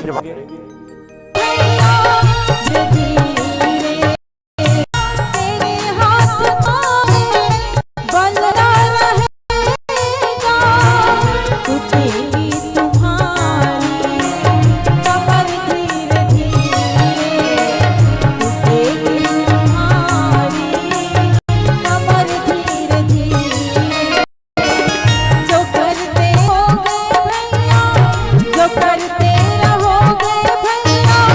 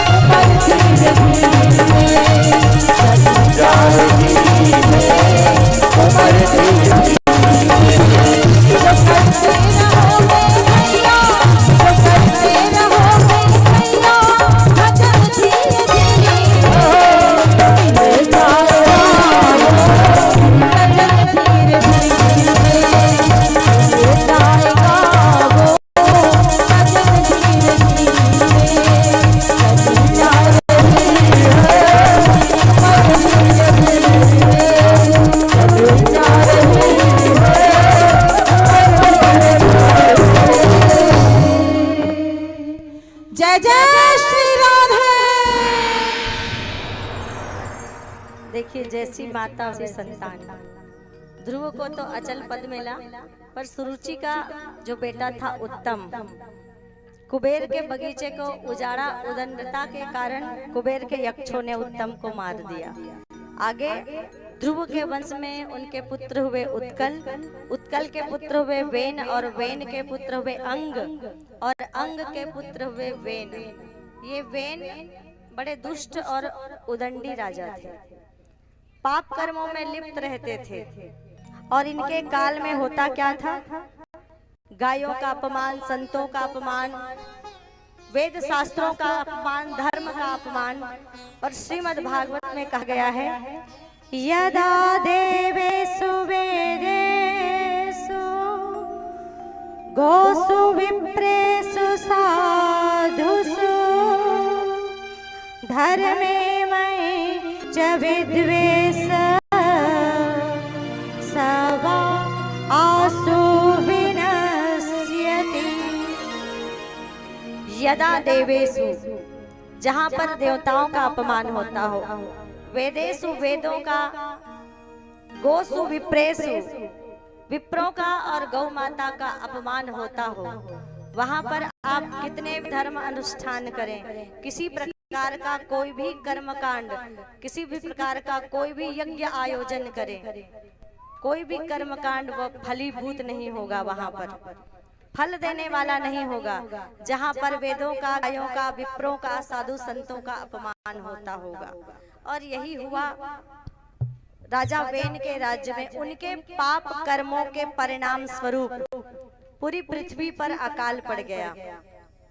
लेकिन कहते हैं कभी कभी संत के घर में उदंड प्रकृति के लोग उत्पन्न हो जाते हैं, और कभी कभी ऐसे लोगों के घर में संत का आगमन हो जाता है। वेन बड़े दुष्ट था, लेकिन उनके घर में पृथु का आगमन हुआ। पृथु जिनको भगवान का अवतार माना गया, ये पृथु जी महाराज वेन के पुत्र हुए, और इनके पिता के पाप कर्मों के कारण पूरी पृथ्वी अकाल से ग्रसित है। चारों तरफ सूखा पड़ा हुआ है, एक बूंद भी कहीं जल नहीं है, पक्षी भी जल जल कर मर रहे हैं, ऐसी स्थिति है। अन्न का एक दाना भी नहीं उगता है, चारों तरफ भूखमरी फैली हुई है। ऐसे समय में ये पृथु जी महाराज बार बार प्रयास करते हैं कि धरती में कुछ अन्न उगे, और एक बार इसी प्रयास के साथ उन्होंने धरती पर अन्न उगाने का प्रयास किया, लेकिन असफल हो गए। और तब उनको बहुत क्रोध आया पृथ्वी माता के ऊपर, और उन्होंने अपनी तलवार निकाली और पृथ्वी माता को मारने दौड़े। पृथ्वी माता को मारने दौड़े, तब पृथ्वी माता ने गौ माता का रूप बना लिया। कहते हैं गौ माता अवध्या होती है, और गौ माता का रूप बनाकर उस धरती रूपी गौ माता ने पृथु जी महाराज को उपदेश किया। कहा, कर्मणा जायते जंतु कर्मणेव विलीयते, दुखम सुखम भयम क्षेमम कर्मणेव वाभिपद्यते। कि हे राजा पृथु, भगवान उन्हीं का फल देते हैं जो लोग कर्म करते हैं, और कर्मणा जायते जंतु, मनुष्य का जन्म उनके अपने कर्म के अनुसार होता है। कर्मणेव विलीयते, मनुष्य अगर मृत्यु को प्राप्त करता है तो भी अपने कर्मों के परिणाम स्वरूप प्राप्त करता है। दुखम सुखम भयम क्षेमम कर्मणेव वाभिपद्यते। जीवन में अगर किसी प्रकार का कोई दुख, कोई संकट, कोई विपत्ति, कोई तकलीफ, कोई परेशानी आती है, या कोई खुशी, कोई सुख भी आता है, तो वो भी मनुष्य अपने ही किए हुए कर्मों के परिणाम स्वरूप प्राप्त करता है। आगे गौ माता कहती है, ना भुक्तम छियते कर्म जन्म कोटि सतैरपै, अवश्यमेव भोक्तव्यम कृता कर्म शुभाशुभम। कहते हैं, हे पृथु, आज अगर मनुष्य ने, तुमने बुरा कर्म किया है तो तुम्हारा बुरा भाग्य बनेगा, और अच्छा कर्म किया है तो अच्छा भाग्य बनेगा। इसीलिए हमेशा मानवों को सत्कर्म करने की प्रेरणा दी जाती है, अच्छे मार्ग पर चलने की प्रेरणा देती है, क्योंकि कर्म के फल से कोई भी नहीं बच सकता। क्या साधु, क्या रंग, कोई भी नहीं बच सकता, क्या साधु क्या संत गृहस्थी, क्या राजा क्या रानी, और प्रभु के पुस्तक में लिखी है सबकी कर्म कहानी। मनुष्य जैसा कर्म करेंगे उन्हीं के कर्म के स्वरूप उनको फल प्रदान होगा, और उनका वही फल आगे जाकर उनका प्रारब्ध बनेगा, और वही प्रारब्ध आगे जब उनका जन्म होगा तो उनके जीवन में घटनाएं बनकर घटेंगी। वही कर्म का फल उनका भाग्य बनेगा, वही भाग्य प्रारब्ध बनेगा, और वही प्रारब्ध घटनाएं बनकर आपके जीवन में घटित होती है। ये कर्म का सिद्धांत है। कर्मण्येवाधिकार रस्ते माँ फलेषु कदाचन। भगवान ने स्वयं कहा है गीता में कि हे मानव, है तेरी इच्छा पर निर्भर, शुभ कर्म करे या पाप करे, पर याद रखना फल पाने से बंधा हुआ वह न्याय भुलाना ठीक नहीं। तुम्हारी इच्छा पर निर्भर करता है कि तुम चाहे जैसे कर्म करो। कर्म करने की पूरी स्वतंत्रता है, कर्म करने की पूरी छूट है, पर परिणाम को भगवान ने अपने हाथों में रखा, और भगवान भी अपने हिसाब से परिणाम नहीं देते, अपने हिसाब से फल नहीं देते। भगवान उन्हीं का फल देते हैं जो हमने कर्म किया है, और अच्छे कर्म का अच्छा फल और बुरे कर्म का बुरा फल। चाहे एकादशी करें आप, चाहे तीज, बुरे काम का बुरा नतीजा, यही कहा जाता है। ये कर्म का सिद्धांत है, और कर्म का लेखा जोखा कभी नहीं बदलता है। तो इस प्रकार से कर्म के विषय में बताते हैं कि मनुष्य को अपने कर्मों के अनुरूप ही। एक बार धृतराष्ट्र ने भगवान श्री कृष्ण से पूछा कि मैंने ऐसा कौन सा अपराध, कौन सा पाप किया है भगवान, जिसके कारण मेरे 100 पुत्र एक साथ मारे गए, मैं पुत्र विहीन हो गया और मैं आंखों से अंधा पैदा हुआ। तो भगवान श्री कृष्ण ने 40 जन्मों को देखा पीछे, कोई पाप नहीं था धृतराष्ट्र का। उसके बाद भगवान ने 100 जन्मों को देखा, फिर भी धृतराष्ट्र के जीवन में पिछले में कोई पाप कर्म नहीं था। फिर भगवान ने 140वें जन्म को देखा, 140वें जन्म पीछे देखा। तब भगवान श्री कृष्ण ने धृतराष्ट्र से कहा कि हे धृतराष्ट्र, 140 जन्म पूर्व में भी आप एक राजा थे। ध्यान दीजिएगा, आप भी कर्म करते हैं और कई तरह के कर्म करते हैं, तो ध्यान दीजिएगा कि कर्म का परिणाम कैसे हमारे जीवन में हमें मिलता है। कहा 140 जन्म पहले राजन, पहले भी आप एक राजा थे। आप शिकार करने गए, एक हिरन का पीछा किया, दौड़ते दौड़ते हिरन झाड़ियों में जाकर छिप गई। आपको गुस्सा आया कि शिकार आपके हाथ से निकल गया, आपने झाड़ियों में आग लगा दी, और जिस झाड़ी में आपने आग लगाई वहां एक सर्पिनी रहती थी, जिन्होंने 100 अंडे दिए थे, जिससे 100 बच्चे उत्पन्न हुए थे। वो सर्पिनी जो है उस आग में झुलसकर अंधी हो गई, उनकी आंखें चली गई, और उस सर्पिनी के जो 100 छोटे छोटे बच्चे थे वो उसी आग में जलकर मर गए। और उसी का ये परिणाम आपको मिला है कि सर्पिनी अंधी हो गई, तो आप इस जन्म में अंधे पैदा हुए, और आपके 100 पुत्र वैसे ही मारे गए जैसे सर्पिनी के 100 पुत्र अनजाने में, 100 बच्चे अनजाने में आपसे मारे गए थे। भले ही वो गलती आपने अनजाने में की थी, पर वो कर्म आपके ही द्वारा हुआ था, इसीलिए उस कर्म का परिणाम आज आपको 140 जन्म के बाद मिला है। धृतराष्ट्र ने पूछा 140 जन्म बाद क्यों, पहले क्यों नहीं?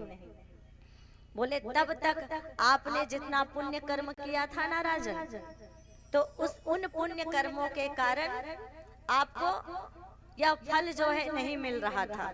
आपके पुण्य कर्म अब समाप्त हो गए हैं, और जैसे ही आपका पुण्य कर्म समाप्त हुआ वैसे ही आपको उस कर्म का परिणाम भोगने को मिला।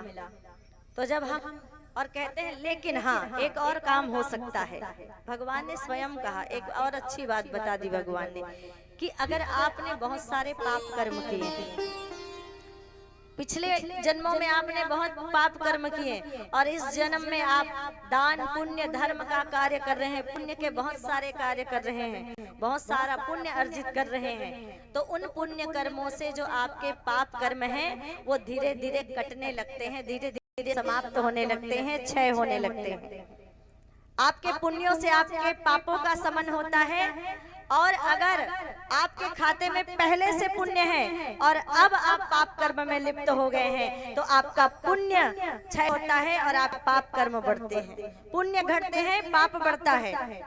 अगर आपने दोनों होता है, ये भी होता है, कर्म का फल तो भोगना ही पड़ता है लेकिन उसकी तीव्रता कम है, उसका प्रवाह कम हो जाता है। काशी की एक बहुत सुंदर घटना, सच्ची घटना। कैसे तीव्रता कम होती है, अगर ऐसे ही आपको शब्दों के द्वारा समझाने का प्रयास करें तो शायद समझ में ना आए। तो एक छोटी सी घटना आपको बताते हैं, फिर कथा में आगे बढ़ेंगे। काशी की एक घटना है। एक बहुत ही सज्जन व्यक्ति बड़ा पुण्य कर्म करते थे, सदैव भगवान की पूजा ध्यान में लगे रहते। एक दिन उनको बहुत सारे मधुमक्खियों ने काट लिया, इतने सारे मधुमक्खियों ने काटा कि मरणासन स्थिति आ गई। फिर भी मरे नहीं, जीवित रहे वो। कुछ नुकसान हुआ, थोड़ी सी तकलीफ हुई, डॉक्टर के पास गए। और एक दूसरा वहीं पर व्यक्ति था उसी काशी में जो बड़ा दुष्ट था। उस दिन अचानक धन मिल गया। जिस दिन इनको मधुमक्खी ने काटा उसी दिन उस दुष्ट को बहुत सारा धन संपत्ति मिल गई, रास्ते में पड़ी हुई। अब एक व्यक्ति थे जिन्होंने देखा भाई ये तो गलत हो रहा है, अच्छे व्यक्ति के साथ बुरा हो रहा है और बुरा व्यक्ति के साथ अच्छा हो रहा है। एक किसी पहुंचे हुए दूरदृष्टा महात्मा थे, उनके पास जाकर पूछा, भला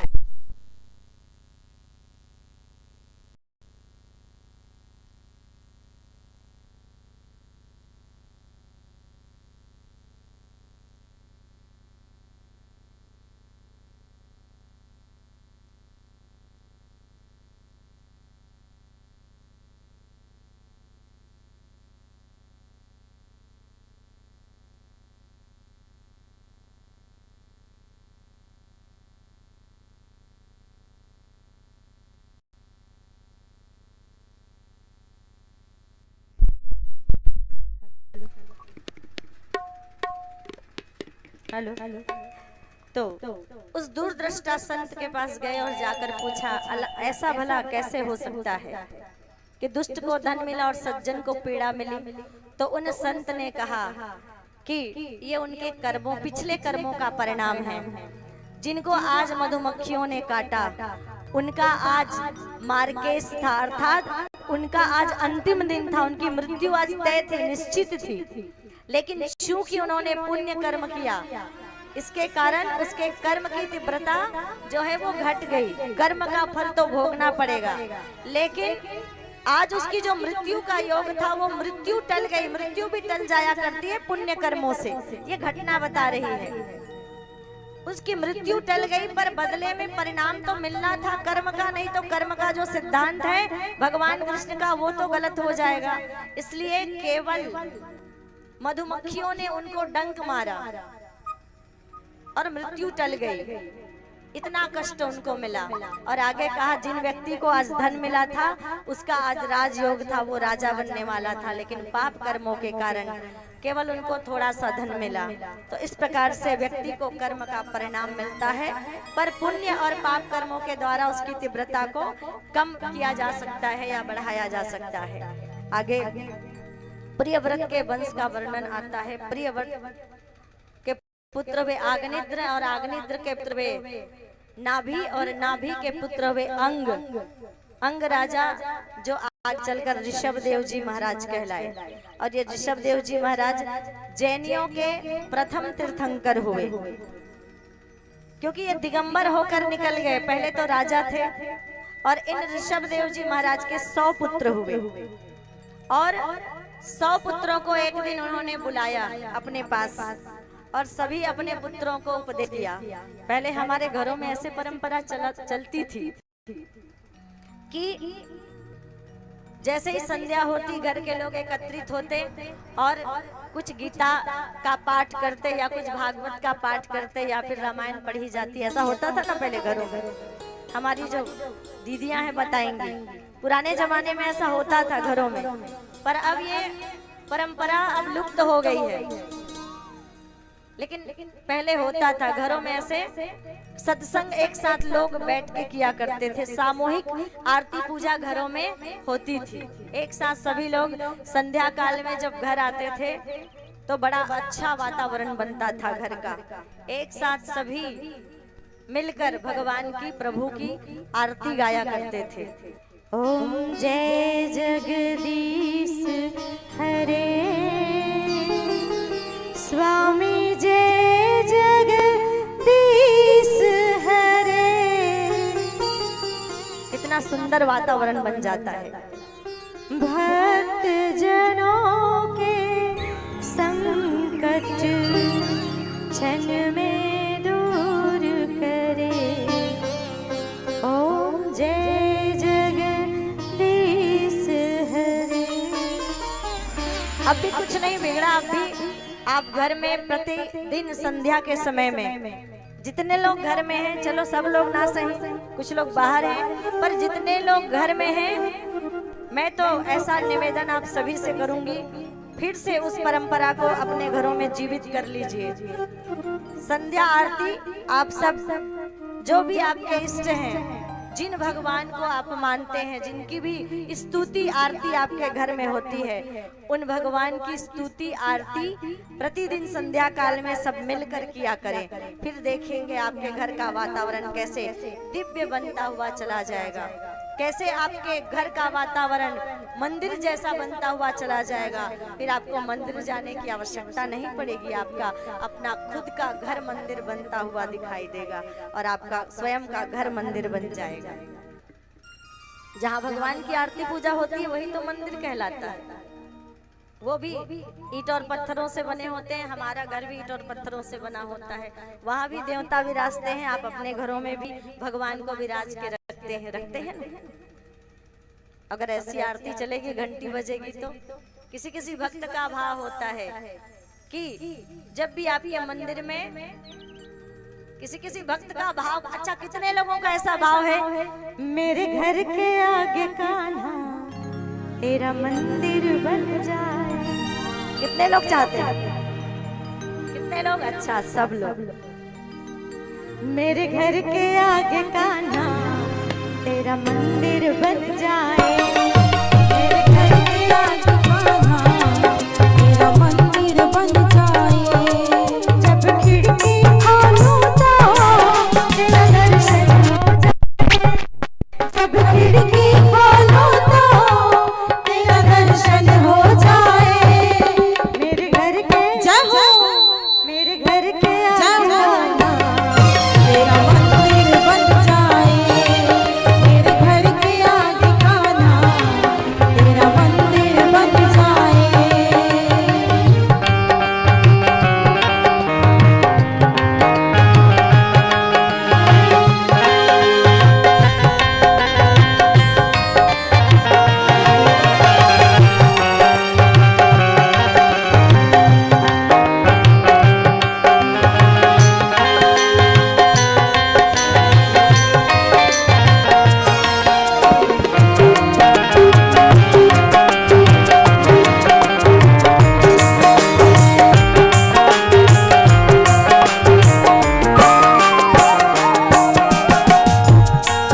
जब आरती हो तेरी मुझे घंटी सुनाई दे। जब आरती हो तेरी मुझे घंटी सुनाई दे। किन किन भक्तों का ऐसा भाव है? बिल्कुल दोनों हाथ उठाइए जिनका भी भाव है। कौन कौन चाहता है कि जब भगवान की आरती हो तो घंटी उनके कानों में सुनाई पड़े? जब आरती हो तेरी मुझे घंटी सुनाई दे। जब आरती हो तेरी मुझे घंटी सुनाई दे। रोज सवेरे कान्हा तेरी मूरत दिखाई दे। मुझे रोज सवेरे कान्हा तेरी मूरत दिखाई दे। जब मन करे मिलकर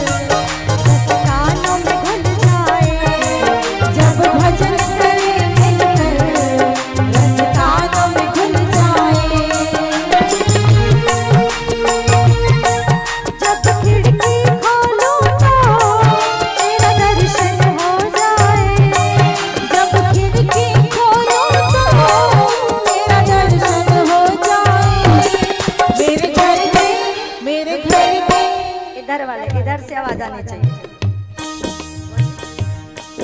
मेरे घर के जय हो, मेरे घर के आगे कान्हा तेरा मंदिर बन जाए। मेरे घर के आगे कान्हा तेरा मंदिर बन जाए। मेरे घर के आगे कान्हा तेरा मंदिर बन जाए। मेरे घर के आगे कान्हा तेरा मंदिर बन जाए। तो ऐसे ही एक दिन ऋषभदेव जी महाराज ने, जिनके 100 पुत्र थे, अब ध्यान इधर दीजिएगा, सबका ध्यान चाहूंगी कथा की ओर।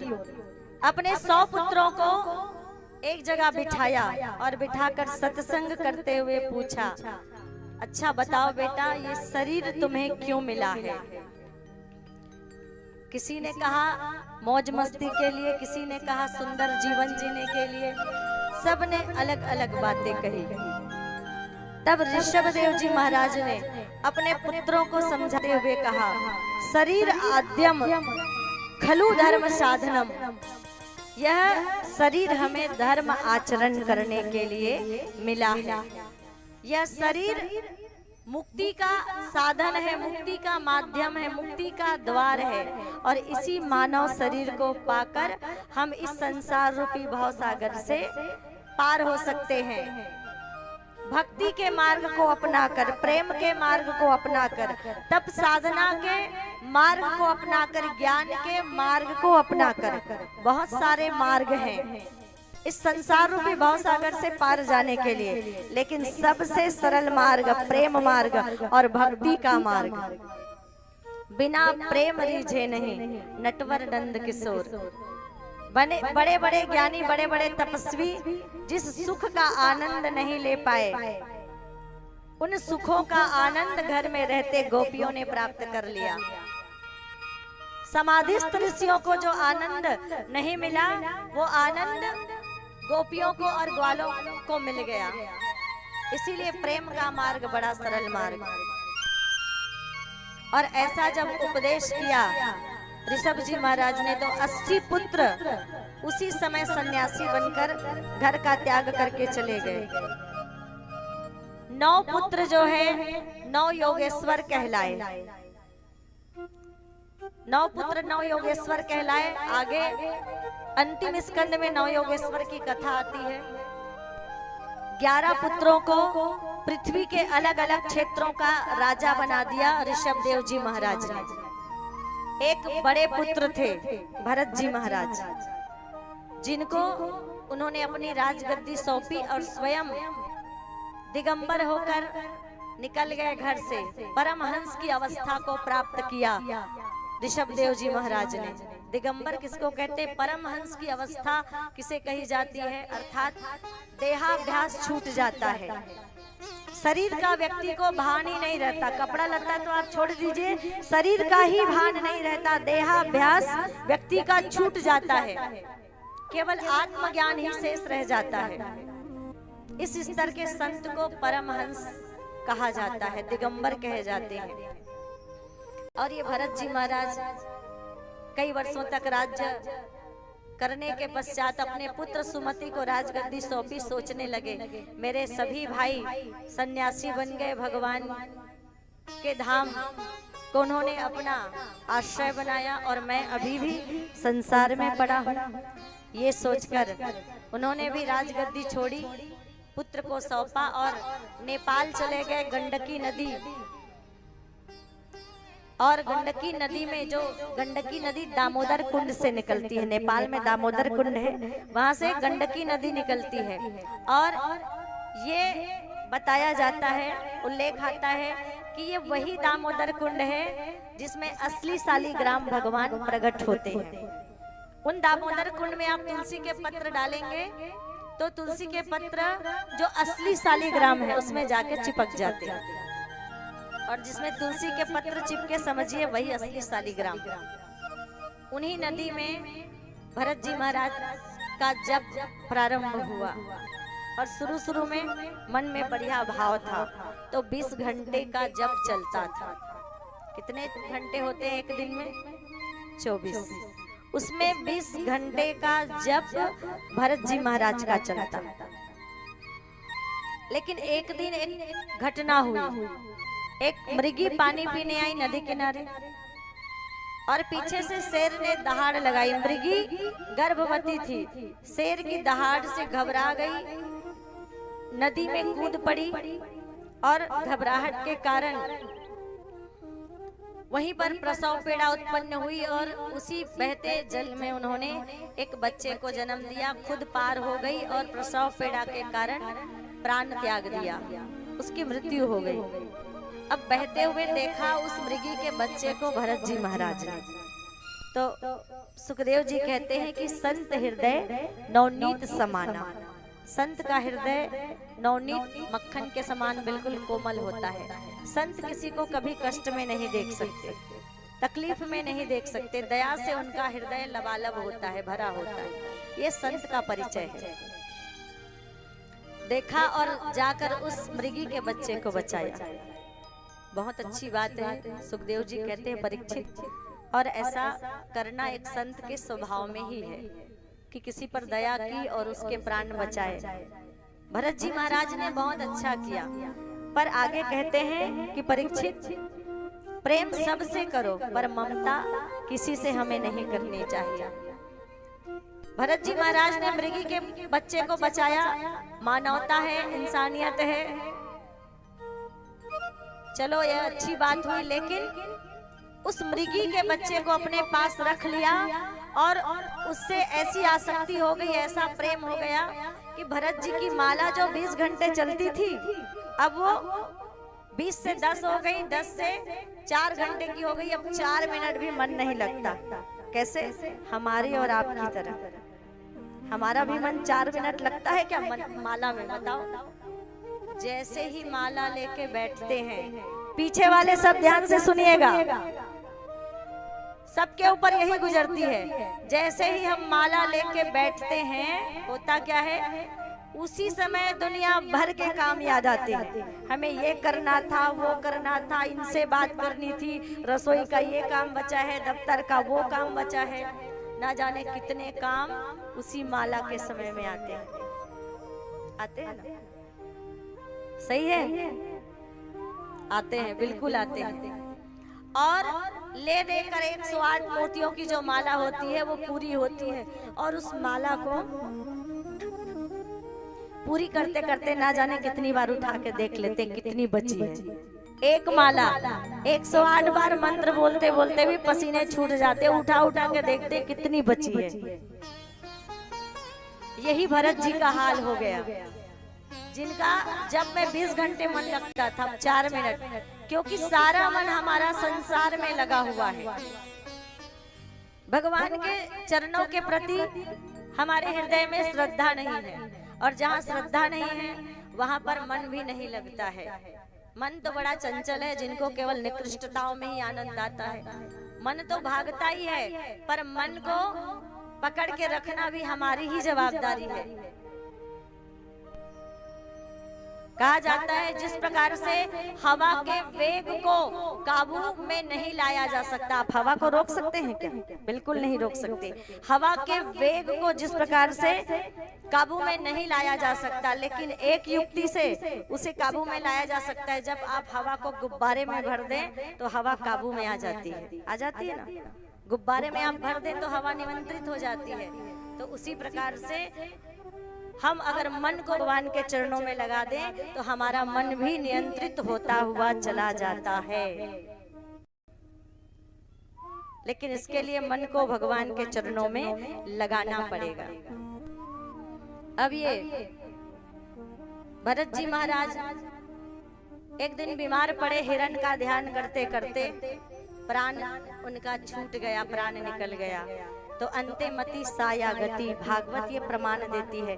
कल गीता का प्रमाण हमने आपको बताया था कि अंत काले चमा में स्मरण मुक्तवा कलेवरम यह प्रयाति समद भावः नाश यत्र संशयः। गीता के विषय में बताया था कि अंत समय में जो मनुष्य का विचार होता है जिस विषय में सोचते हुए वो प्राण त्यागता है वह उसी को प्राप्त करता है। आज भागवत कह रही है अंते मति सा या गति। हिरण का चिंतन करते प्राण त्यागा भरत जी ने, तो अगली योनि हिरण की मिल गई। गनीमत है भरत जी ने हिरण पाल रखी थी। हम घर में क्या पाल के रखते हैं? सावधान रहिएगा, पालने से मना नहीं कर रहे हैं, पर सावधान रहिएगा।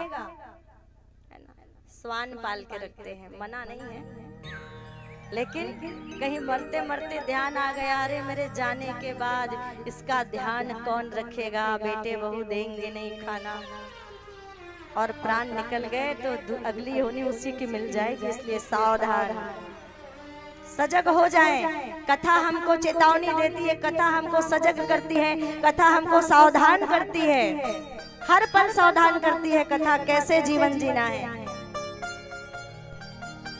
कैसे अपने जीवन को संवारते हुए मृत्यु को सुधारना है। और ये भरत जी महाराज की कथा मृत्यु को सुधारने की कथा है।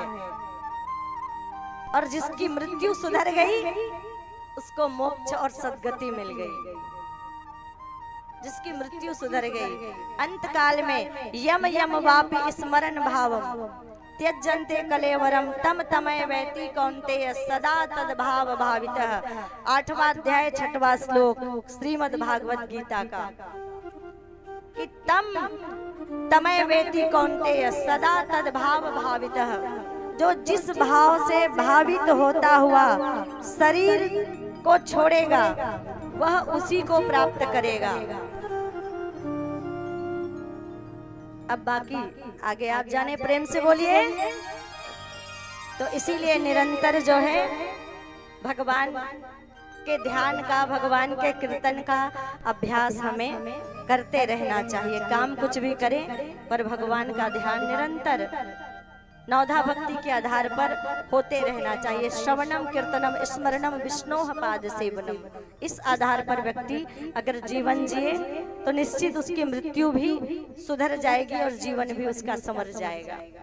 आगे भगवान की कृपा हुई, हिरण योनि से जब मुक्ति मिली तो एक पंडित के घर में फिर से भरत जी महाराज का जन्म हुआ। नाम फिर संयोगवश भरत ही पड़ा, इस जन्म में फिर नाम भरत पड़ा। पर थोड़े बड़े हुए पिताजी ने कई मंत्र सिखाया, एक भी मंत्र पढ़कर नहीं सुनाया भरत जी महाराज।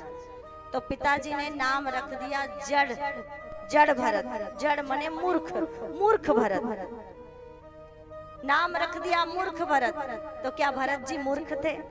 भरत जी मूर्ख नहीं थे, भरत जी सावधान थे, सजग थे। भरत जी मन ही मन सोच रहे हैं, आज एक मंत्र सुनाऊंगा, कल पिताजी दूसरा मंत्र सिखाएंगे, फिर कहेंगे किसी के घर सत्यनारायण की कथा करके आओ, ब्याह करके आओ और कुछ अनुष्ठान करा के आओ, और फिर से संसार की माया में फंस जाऊंगा।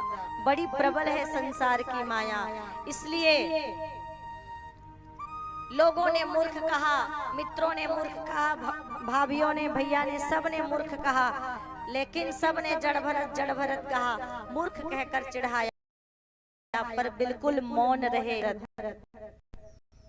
बिल्कुल शांत रहे। 40 साल की अवस्था हो गई, तब तक अपनी जबान नहीं खोली, एक शब्द नहीं बोला। माता पिता इस संसार से चले गए तो भाभियों ने धक्का देकर घर से निकाल दिया। और बढ़िया कहते हैं ना, जिनको संसार की कोई चिंता नहीं होती, घर बार की चिंता नहीं होती, वही शहंशाह होते हैं। चाह गई चिंता मिटी, मनवा बेपरवाह, और जिनको कछु न चाहिए सोई शहंशाह। बिल्कुल शहंशाह की तरह जीवन जीते थे, किसी से न लेना न देना, कोई कुछ भी कहे, अपने जीवन में भगवान की याद में खोए रहते। कोई कुछ भी कहते, 40 बसंत हो गया, उन्होंने अपना मौन नहीं तोड़ा, एक शब्द नहीं कहा। आज जब भाभियों ने घर से निकाला, एक पेड़ के नीचे बैठ गए, भगवान का ध्यान कर रहे थे। कुछ भीलों ने उठाया और उठा कर ले गए, बलि देना चाहा, लेकिन भगवान के ऐसे भक्त माता काली ने देखा, अरे ये तो जड़ भरत है, और ये तो ज्ञानी है, और ये तो परमात्मा का भक्त है, भद्रकाली कपालिनी।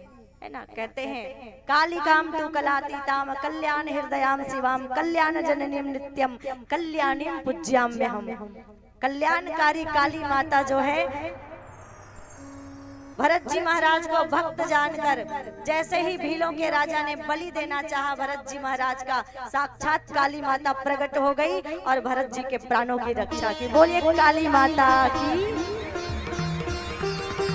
वहां से निकल कर आए, आ रहे थे, चल रहे थे भरत जी महाराज। उधर से एक राजा की सवारी आ रही थी, राजा रहुगन। और ये कहाँ जा रहे थे? कपिल मुनि के आश्रम सत्संग करने जा रहे थे। जा तो रहे थे सत्संग करने, पर अंदर बड़ा अभिमान था राजा रहुगन के। और पालकी में जा रहे थे, एक कहार बीमार पड़ गया, पालकी वहीं रुक गई। राजा ने आदेश दिया, रे इस राज्य का राजा हूँ, रास्ते में जो भी दिखे पालकी में जोत लो। सबसे पहले नजर आ गए जड़ भरत जी महाराज, एक साधारण राजा सुखदेव जी महाराज कह रहे हैं, और दूसरे तरफ ज्ञान मार्गी जड़ भरत जी महाराज, एक संत। और उन्हीं संत को साधारण समझकर उन कहारों ने आवाज दी, कुछ नहीं कहा, आ गए और चुपचाप पालकी उठा ली भरत जी महाराज ने। लेकिन भरत जी का एक नियम था, रास्ते में चलते और एक नीचे चींटी भी आ जाती ना तो उछल पड़ते, क्योंकि आत्मज्ञानी थे, तत्वज्ञानी थे, तत्वदर्शी थे। और तत्वदर्शी जो आत्मज्ञानी होते हैं उनको हर प्राणी के अंदर परमात्मा दिखने लगते हैं। सिया राम मैं सब जग जानी, उनके ही जीवन में चरितार्थ होता है जो आत्मज्ञानी, जो तत्वज्ञानी होते हैं। बाकी हम सब तो मुंह से बोलते हैं कि सिया राम मैं सब जग जानी, रटते रहते हैं तोता की तरह, पर उसका कुछ असर दिखता नहीं है समाज में हम सब के ऊपर। लेकिन ये तत्वदर्शी थे, तत्वज्ञानी थे। चींटियों के अंदर भी भगवान का दर्शन इनको होता था, और सोचते कि एक छोटी सी चींटी भी भला, निरपराध चींटी भला क्यों मेरे पैर के नीचे दब के मरे, और मैं क्यों अपराधी बनूं, ये सोचकर उछल पड़ते कोई भी जीव आता तो। और जैसे उछलते भरत जी महाराज तो रहुगन का सर जो है वो पालकी से टकराता। रहुगन राजा क्रोधित हो गए, गुस्से में आकर कहने लगे, अरे कौन हो, जानते नहीं किसकी पालकी उठा रहे हो? झांक कर देखा पालकी, सरे इतने मोटे ताजे हो। कुछ नहीं बोले भरत। फिर कहा रहुगन ने, जीवित हो कि मुर्दा, तुम्हारी चिकित्सा करूंगा, तुम्हें मृत्यु दंड दूंगा। और जैसे कहा मृत्यु दंड दूंगा, भरत जी महाराज की आंखों से आंसू आ गए। अब तक इतनी गालियां सुनी, कुछ नहीं बोले, कभी नहीं दुखी हुए, पर आज दुखी हो गए, आंखों से आंसू निकलने लगे। पालकी नीचे रखी और सोचने लगे, अगर आज मौन रहा तो दुनिया कहेगी कि जिस भरत ने राजा रहुगन की पालकी उठाई वो मूर्ख का मूर्ख ही रहा। कहा, किसकी चिकित्सा करोगे और किसे मृत्यु दंड दोगे? राजन, मैंने तो जन्म नहीं लिया तो मैं मरूंगा कैसे, मुझे मारोगे कैसे? नैनम छिन्दन्ति शास्त्राणि नैनम दहति पावकः न चैनम क्लेदन्यतापो न शोष्यति मारुतः। वो आत्मा, हे राजा रहुगन, वो आत्मा जिसे शस्त्र छेद नहीं सकती, अग्नि जिसे जला नहीं सकती, जल जिसे गीला नहीं कर सकती, हवा जिसे सुखा नहीं सकती, उस आत्मा को तुम कैसे मारोगे, कैसे मृत्यु दंड दोगे, कैसे मारोगे मुझे? मैंने जन्म ही नहीं लिया तो मैं मरूंगा कैसे? राजन, राजा रहुगन को आप आत्मोपदेश करने लगे और मोटा ताजा कहने लगे, राजन मोटा ताजा होना शरीर का धर्म है और मैं शरीर नहीं हूँ राजन, मैं चिन्मयी आत्मा हूँ। बड़ा कठिन विषय है, बड़ा कठिन विषय है आत्मोपदेश, तत्व ज्ञान का की बातें हैं ये जड़ भरत जी की कथा। आपको रासलीला के समय और अच्छे से बता देंगे, है ना, क्योंकि रासलीला भी आत्मज्ञान की लीला है, आत्मा और परमात्मा के मिलन की लीला है। कहते हैं मैं चिन्मयी आत्मा हूँ, और कहने लगे कि फूलों का रस निकालकर इत्र बनाओ।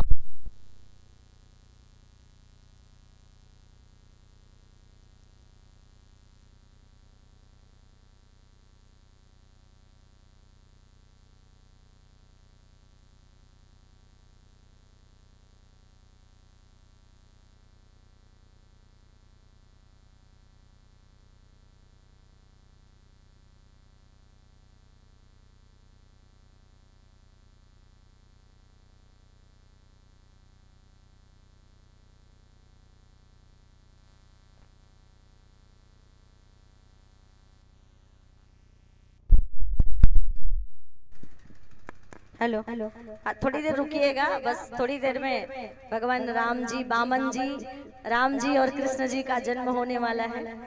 और जड़ भरत ने इस प्रकार से आत्मोपदेश किया, राजा रघुगन शरण में आ गए, सारा अहंकार जाता रहा।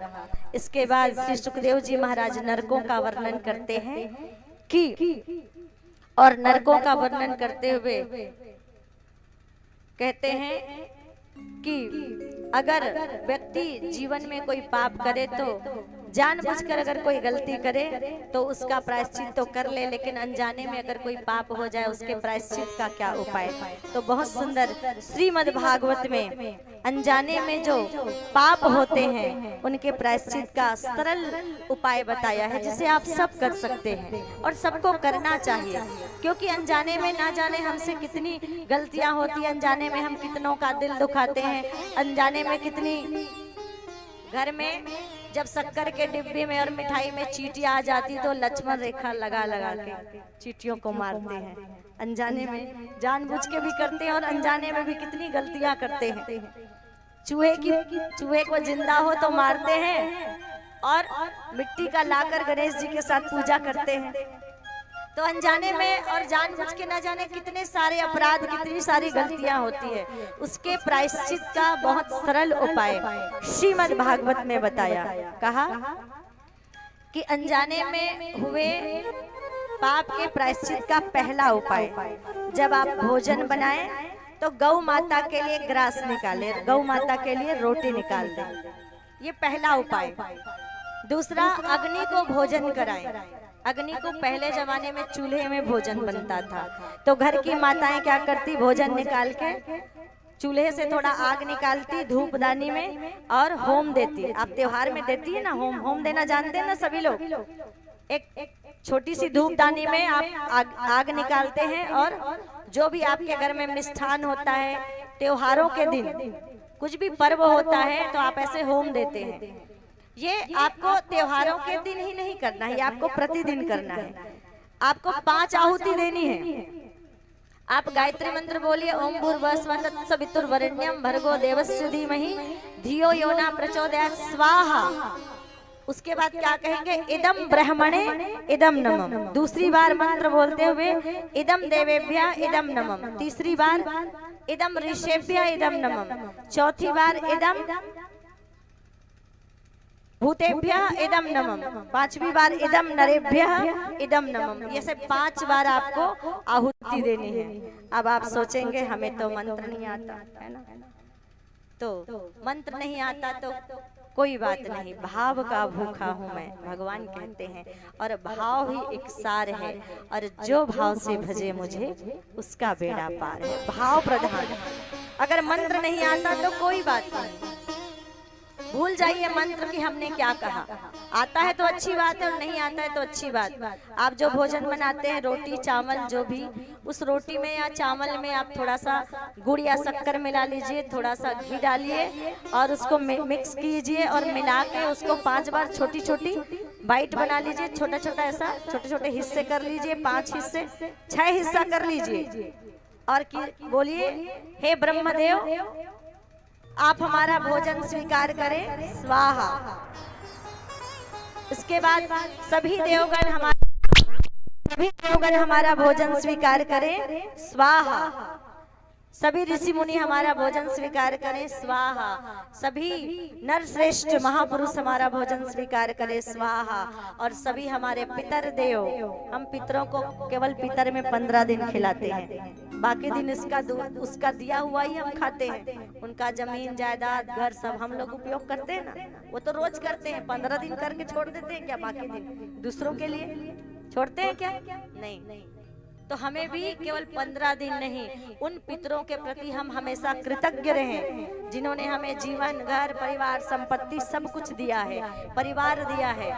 उन पितरों के प्रति हम कृतज्ञ रहें और उन्हें प्रतिदिन, हे हमारे सभी पितरदेव हमारा भोजन स्वीकार करें। अब कई जगह हिंदी बोलने आए, उड़िया अगर, क्योंकि उड़ीसा प्रांत है तो उड़िया में अगर जानना है ना तो कथा के बाद दीदी से संपर्क करिए, उड़ीसा की है, इनको उड़िया बहुत अच्छे से आते हैं, है ना। तो इनसे संपर्क करें, मंत्र कैसे बोलना है। ये आपको उड़िया में समझा देंगे। और छत्तीसगढ़ी भी आप, क्योंकि छत्तीसगढ़ से लगा हुआ है तो छत्तीसगढ़ी ही जानती हैं आप। तो हिंदी भी अगर नहीं आती किन्हीं बहनों को तो छत्तीसगढ़ी में, हे ब्रह्मादेव मोर भोजन ल पाले स्वाहा। भाव क्या होना चाहिए? भाव होना चाहिए। सबो देवी देवता मन मोर भोजन ल पालो स्वाहा, सबो ऋषि मुनि मन मोर भोजन ल पालो स्वाहा, सबो महापुरुष मन भोजन ल पालो स्वाहा, और सबो मोर पितर देवता मन भोजन ल पालो स्वाहा। है ना? भावना के ज्योत को जगा के देखिए और बोलती है मूर्ति बुला के देखिए। 100 बार चाहे आजमा के देखिए, बोलती है मूर्ति बुला के देखिए। एक संत थे जो रोज काली माता के पास भोजन लेकर जाते, निवेदन करते माता भोजन करो। तो माता कहती बेटा पहले तू खा ले, फिर बाद में मैं खाऊंगी। पहले राम कृष्ण स्वयं भोजन करते, तब बाद में काली माता भोजन कहती। तो आप अगर भाव से इस प्रकार से प्रतिदिन करेंगे तो निश्चित हमारे कई पापों का प्रायश्चित होता हुआ चला जाएगा। ये 5 कार्य, इसमें 2 हुआ। पहला गौ के लिए ग्रास, दूसरा अग्नि को भोजन, तीसरा कहते हैं चींटी को 10 ग्राम आटा। तो हम तो लाइन खींच खींच के मारते हैं चींटी को। तो क्या करना है? 10 ग्राम आटा आप किसी वृक्ष के पास डालिए, इतना सा आटा चींटियों के लिए, वो चींटियों का भोजन है वो। उसके बाद सुखदेव जी महाराज कहते हैं बेटा मछली को खाना नहीं है। क्या कह रहे? मछली को खाना नहीं है, खिलाना है। आप जब तीर्थों में जाते हैं गंगा स्नान करने, तो उन तीर्थों में, उन नदियों के किनारे कुछ माताएं, कुछ लोग छोटी छोटी गोलियां बेच रहते हैं। वो गोली काहे की आप जानते हैं? नहीं जानते। बस वो बिकती रहती है किनारे पर और लोग खरीद खरीद के उसको नदी में, गंगा नदी में डालते रहते हैं। तो देखा सीखी आप भी उसको ले लेते हैं, पर उसके बारे में शायद आपको पता ना हो। वो क्या है? वो आटे की गोलियां हैं। आटे की गोली बनाकर उसको सुखाते हैं और कहा जाता है कि मछली को खिलाने से बड़ा पुण्य होता है। और नदियों में मछलियां ही सबसे ज्यादा रहती हैं। तो वो जो गोलियां होती है वो आटे की, वो किसके लिए? मछलियों को खिलाने के लिए खरीद कर लोग जो है पुण्य अर्जन करने के लिए तीर्थों में क्यों जाते हैं? पुण्य अर्जन करने के लिए। तो उन मछलियों को खिला के हम पुण्य अर्जन करें, इसलिए उन गोलियों को नदियों में डाला जाता है। अब की बार तो आपके आसपास भी सरोवर है, आपके आसपास भी नदियां हैं। उन नदियों में आटे की छोटी छोटी गोलियां बनाएं और मछलियों को भोजन कराने के लिए उन गोलियों को प्रवाहित कर दें। रोज न सही कभी कभी करें, कुछ पर्व आए तो करें। इसके बाद कहते हैं आगे, पक्षी को अन्न। आप रोज छतों में थोड़ा सा अन्न रख दें, थोड़ा सा जल रख दें पक्षियों के लिए, ये प्रायश्चित का उपाय। इसके बाद सुखदेव जी कहते हैं, केचित केवल्या भक्त्या वासुदेव परायणः अधम धुवन्ति कानसेन निहारमीव भास्करः नाम संकीर्तनम यस्य सर्व पाप प्रणाशनम। क्या कहे?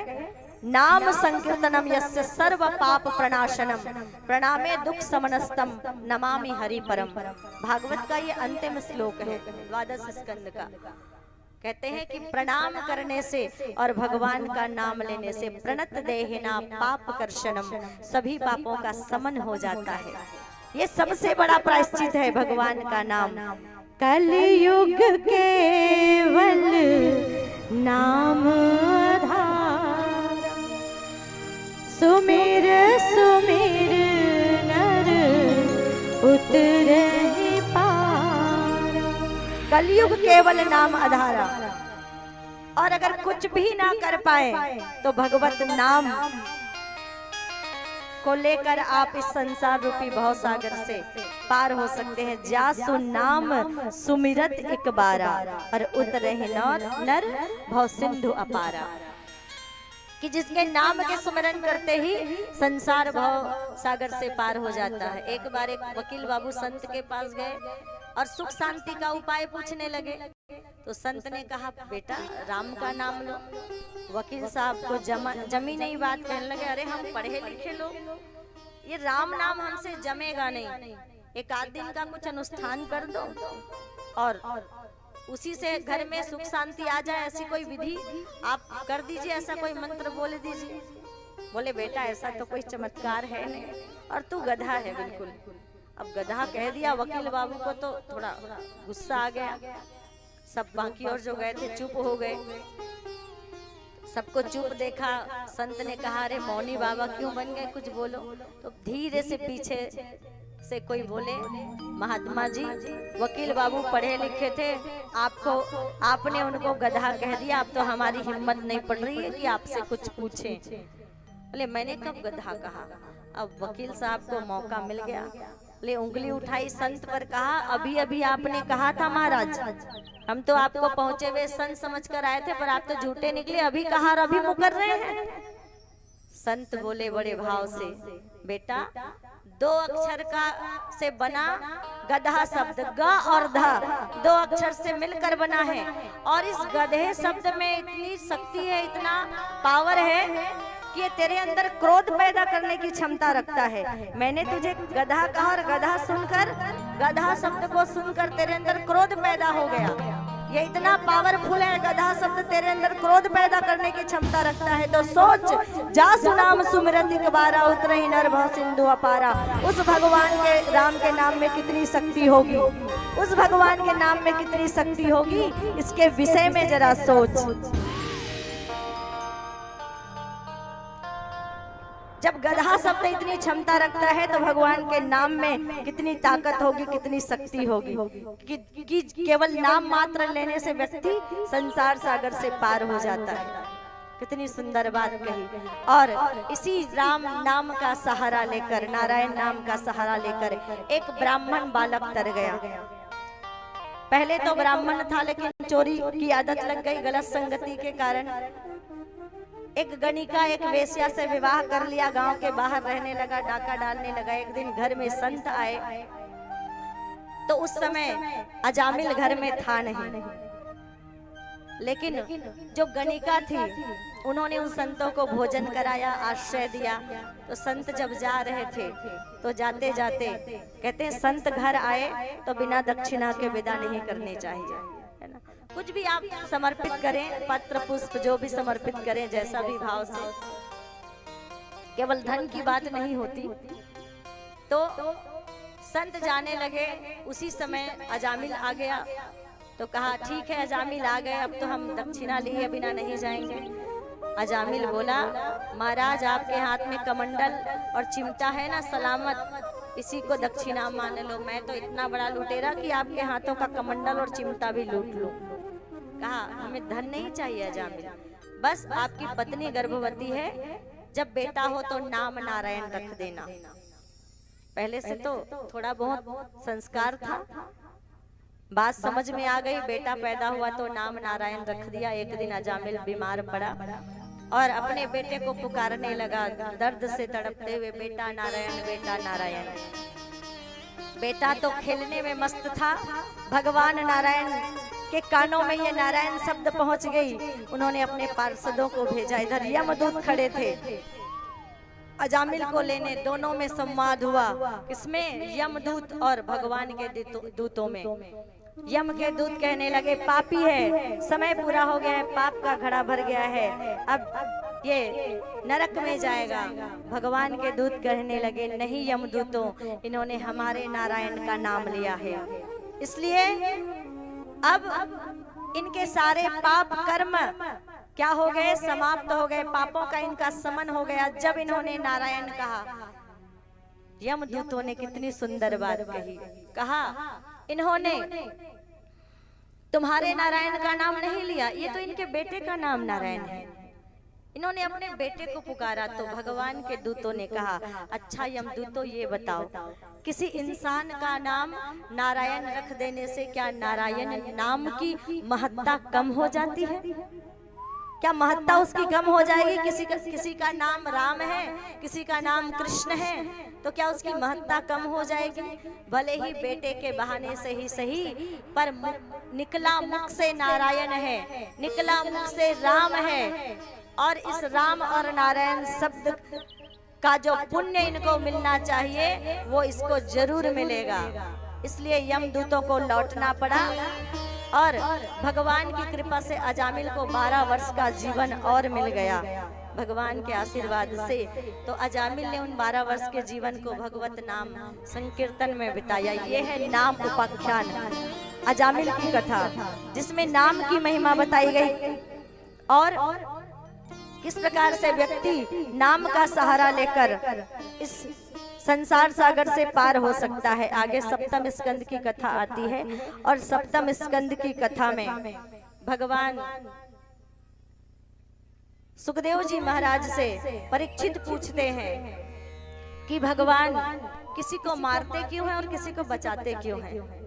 तो सुखदेव जी कहते हैं भगवान न किसी को मारते हैं न किसी को बचाते हैं, भगवान केवल कर्मों का फल देते हैं। इसीलिए क्या कहते हैं, चाहे मन में भाव हो ना हो। तुलसीदास जी महाराज ने कितनी सुंदर बात कही, भाव को भाव अनख आलस हूँ, नाम जपत मंगल दिसिदस हूँ।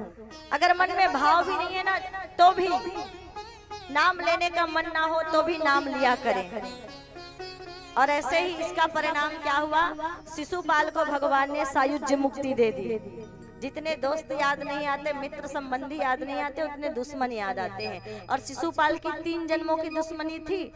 पहले जन्म में ये शिशुपाल रावण था, उससे पहले ये हिरण्यकश्यपु था, और हिरण्यकश्यपु की भगवान की दुश्मनी तब से थी कर हिरण्यकश्यपु के बड़े भाई हिरण्याक्ष को मारा था। किसने? भगवान ने वाराह बनकर मारा था ना हिरण्याक्ष को। तब से भगवान से दुश्मनी है इसकी। तप करने गए हिरण्यकश्यपु, क्या तप में क्या मांगा, ऊपर न मरूं नीचे न मरूं, कुछ और नहीं बस इतना ही, अंदर न मरूं बाहर न मरूं,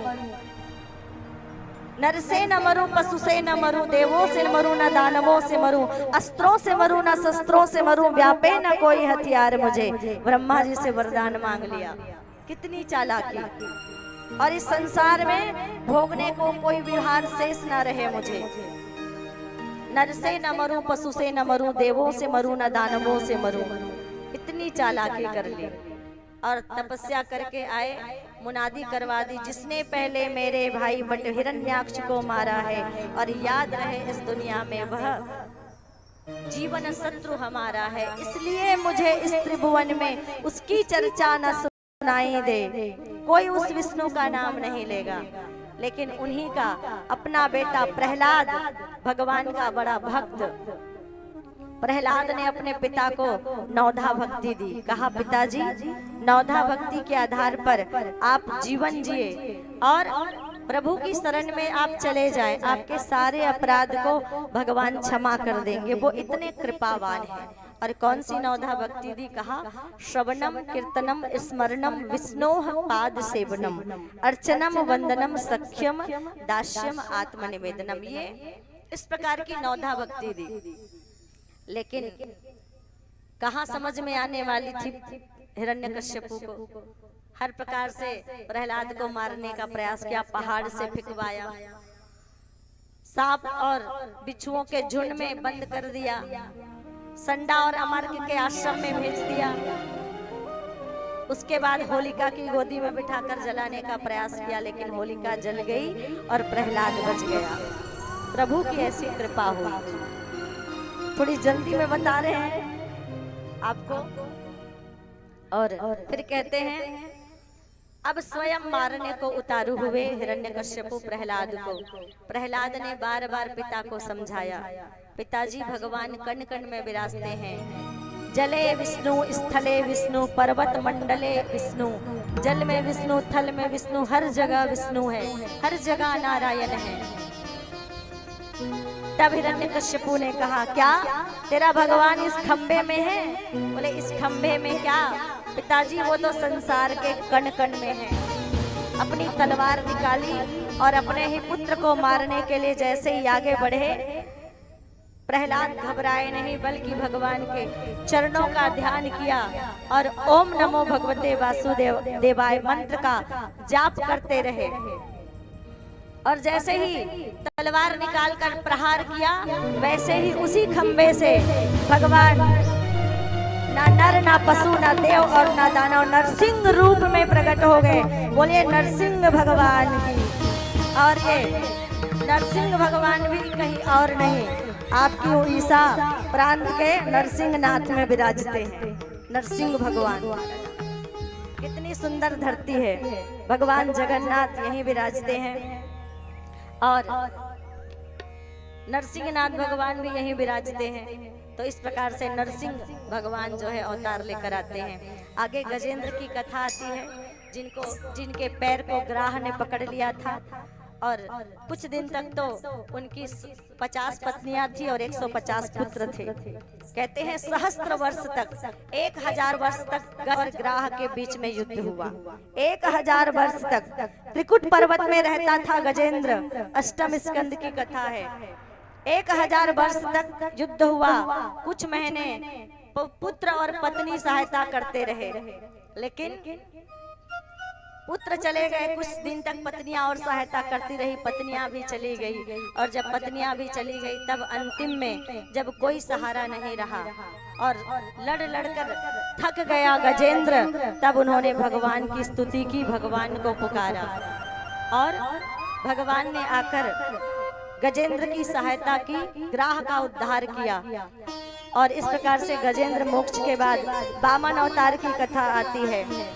राजा बलि का नाम 12 भागवत में आता है और 12 भागवत में राजा बलि इतने प्रसिद्ध कि 12 भागवत में उनका वर्णन आता है। ये राजा बलि ने एक बार अपने गुरु शुक्राचार्य से पूछा, देवताओं ने समुद्र मंथन के द्वारा जो अमृत निकला था, भगवान का अजित अवतार हुआ, जिससे उस अजित अवतार के द्वारा ही समुद्र मंथन करवाया गया और वही अजित ने भगवान ने कच्छप का अवतार लिया और मद्राचल पर्वत को उन्होंने क्या किया, संभाला जब समुद्र मंथन हुआ था। और उसी समुद्र मंथन से जो अमृत निकला था, विष को तो जानते हैं, भोले बाबा ने पान कर लिया था, अमृत को देवताओं ने पान किया था। राजा बलि पूछते हैं कि देवताओं ने अमृत का पान किया है तो उन्हें मार तो नहीं सकते, वो अमर है, पर क्या उसे युद्ध में भी नहीं हरा सकते? बोले हरा सकते हैं, पर इसके लिए 3 काम करना पड़ेगा। बोले कौन से? पहले गुरु की चरण बंदगी, गुरु के चरणों की सेवा, संत की सेवा और गौ माता की सेवा। ये तीनों प्रसन्न होंगे, गुरु प्रसन्न होंगे, संत प्रसन्न होंगे और गौ माता प्रसन्न होंगी। और तीनों का आशीर्वाद जब तुम्हें मिलेगा तब तुम स्वर्ग पर चढ़ाई करना। राजा बलि ने ये तीनों काम किया। विश्वजीत नाम का यज्ञ किया और विश्वजीत नाम का यज्ञ करके गुरु सेवा की, संत की सेवा की, गौ की सेवा की और तीनों का आशीर्वाद प्राप्त करके स्वर्ग पर चढ़ाई की और देवताओं को हराकर विजय प्राप्त कर लिया। अब देवताओं की माता अदिति, कश्यप महाराज की 13 पत्नी, जिसमें सबसे छोटी अदिति जो देवताओं की माता है, इन्होंने कश्यप जी से निवेदन किया, मेरे देवता स्वर्ग के बिना भटक रहे हैं, मेरे सारे पुत्र जो है लक्ष्मी विहीन हो गए हैं, उनकी सहायता करें। तब एक व्रत दिया कश्यप महाराज ने 12 दिन का। उस 12 दिन के व्रत को किया और भादों का महीना बड़ा अच्छा, द्वादशी तिथि थी, भादों का महीना था। दिन के ठीक 12 बजे वामन भगवान अदिति और कश्यप जी के घर में प्रकट होते हैं। बोलिए वामन भगवान की जय। और जब वामन भगवान प्रकट होते हैं तब माता ने कोपिन पहनाया, बृहस्पति जी ने जनेऊ पहनाया, ब्रह्मा जी ने कमंडल दिया और सप्त ऋषि ने कुसा और खड़ाऊ और भगवती माता ने भिक्षा का पात्र दिया। और जैसे ही बृहस्पति देव को दक्षिणा समर्पित करने लगे, वैसे ही क्या किया, वैसे ही बृहस्पति ने दान लेने से मना कर दिया। कहा दान मैं दक्षिणा में त्रिलोकी लूंगा। और वामन भगवान, बोलिए वामन भगवान की जय। वामन भगवान धीरे धीरे चलते चलते कश्यप और अदिति के घर से निकलकर राजा बलि के दरबार में पहुंच रहे हैं। एक बार जोर से ताली बजाइए।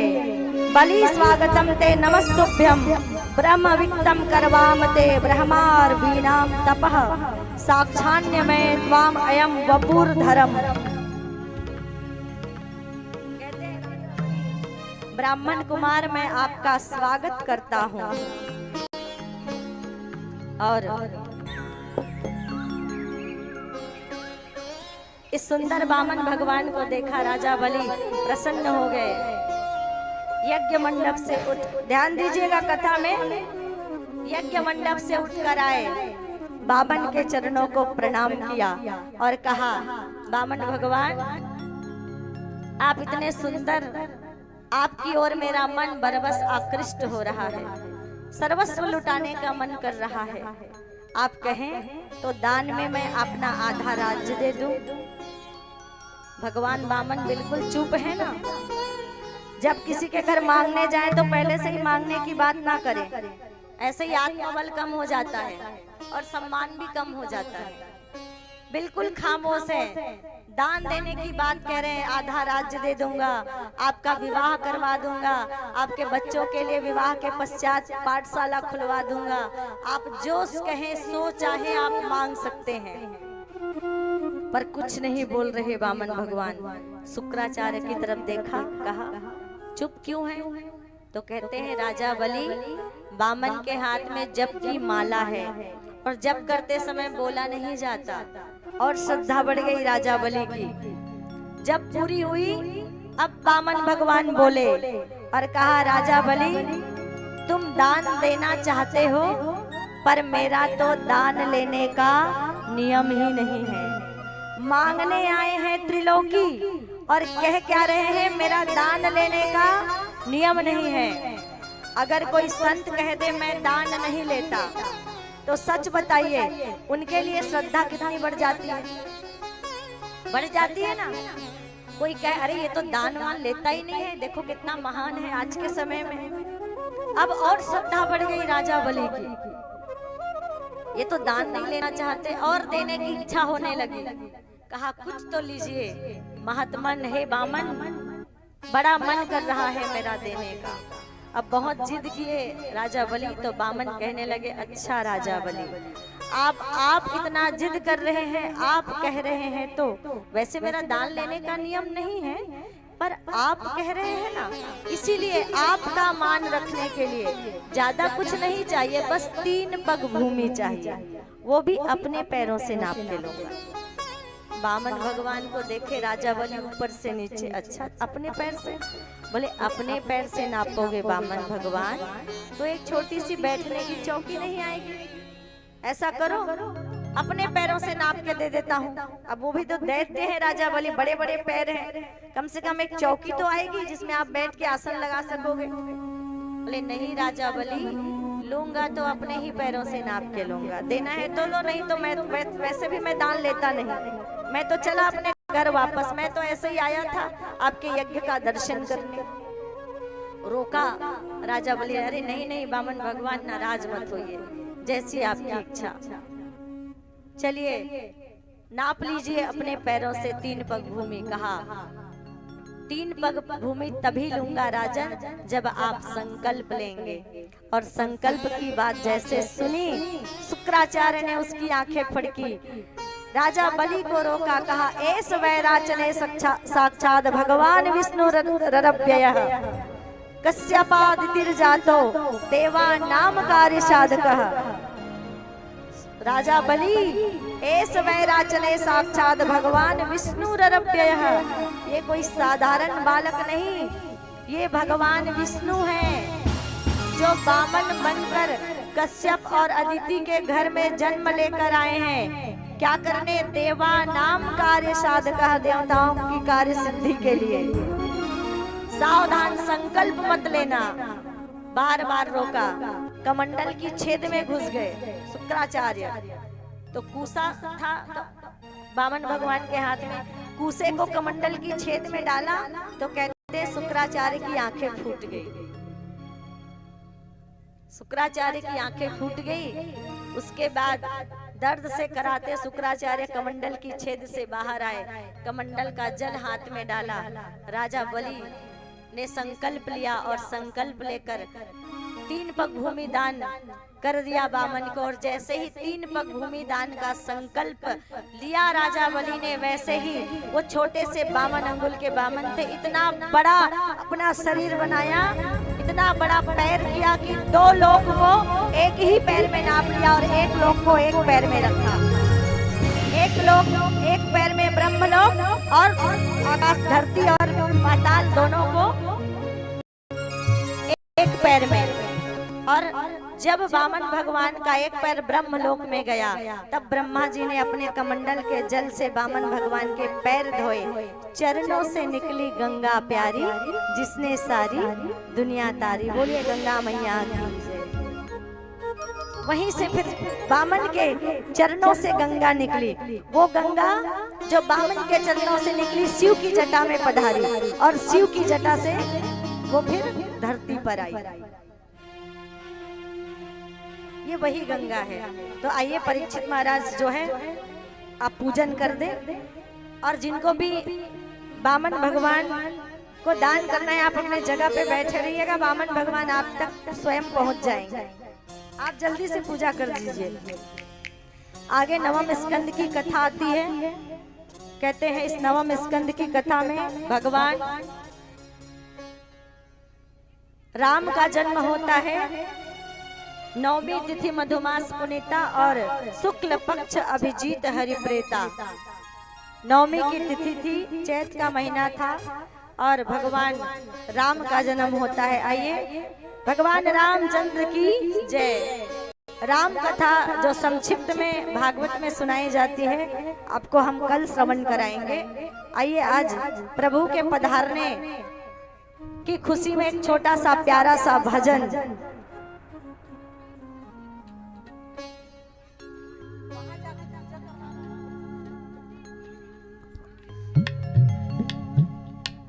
मेरे प्रभु श्री राम का जय हो।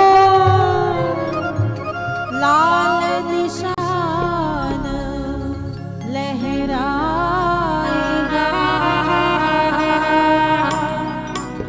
भारत की सरजमीन पर अब एक ही छाएगा। तो हम सभी को मिलकर कहना है क्या? दोनों हाथ ऊपर, जय जय श्री राम। और मीठी मीठी तालियों के साथ जय श्री राम बोलो, जय श्री राम, जय श्री राम बोलो, जय श्री राम, जय श्री राम बोलो, जय श्री राम, जय श्री राम बोलो, जय श्री राम, जय श्री राम बोलो, जय श्री राम, जय श्री राम बोलो, जय श्री राम, जय श्री राम।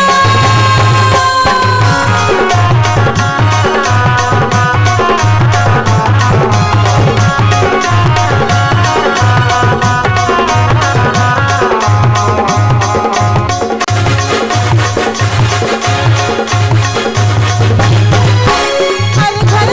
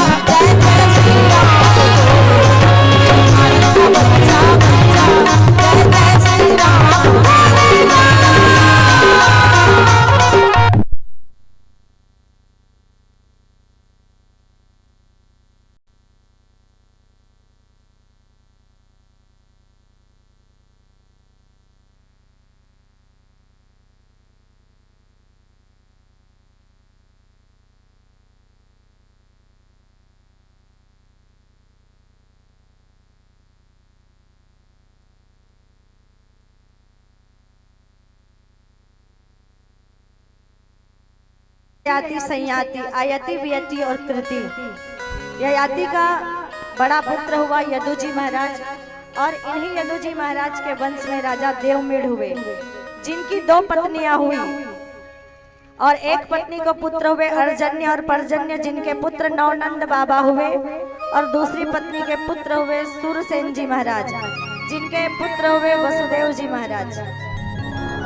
और मथुरा के राजा हुए उग्रसेन, जिन्होंने भी एक बालक को जन्म दिया, जिनको कुल का घातक बताया गया, जिनके कारण उग्रसेन जी महाराज ने उसे सरोवर में बहा दिया था। लेकिन सूरसेन जी महाराज को वह बालक मिल गया और उस बालक का उन्होंने लालन पालन किया। और बाद में सूरसेन जी महाराज के द्वारा जब उस बालक को पता चला कि वह उसका नहीं बल्कि उग्रसेन का बेटा है, कंस का राजकुमार है, तो उन्होंने मथुरा पर चढ़ाई की, अपने पिता को कारावास में डाला और स्वयं राजा बन गए, जिसकी एक बहन थी देवकी, जिसका विवाह किया। और विवाह करके जब विदा कर रहा था तो आकाशवाणी हो गई कि हे कंस, जिस बहन को तू इतने प्रेम से विदा कर रहा है, उसी बहन का 8वां पुत्र तुम्हारा काल होगा। और देवकी और वसुदेव को कारागार में डाल दिया। समय आया, 6 संतान को जन्म दिया, 7वां गर्भ ठहरा, तो योग माया ने उस गर्भ को रोहिणी मैया के गर्भ में स्थापित कर दिया। और फिर समय आया, देवकी का 8वां गर्भ ठहरा। फिर कहते हैं भादों का महीना था, अष्टमी की तिथि थी और काली अंधेरी रात थी। और ऐसे काली अंधेरी रात में भगवान साक्षात कारागार में शंख चक्र पद्म और गदा लेकर प्रकट हो गए। बोलिए नारायण भगवान की जय। और जब भगवान प्रकट हुए तो देवकी मैया ने निवेदन किया, आप तो पिताजी बनकर आ गए, पुत्र बनना पड़ेगा। तब भगवान ने अपना छोटा शिशु रूप बनाया और शिशु रूप बनाया, वसुदेव जी महाराज को सारी बातें समझाई और बहुत सुंदर इस प्रकार से अष्टमी तिथि के दिन काली अंधेरी रात में काल कोठरी में भगवान बाके बिहारी जी का जन्म होता है। आइए भगवान के जन्म का सुंदर दर्शन करें, उसकी लीला का।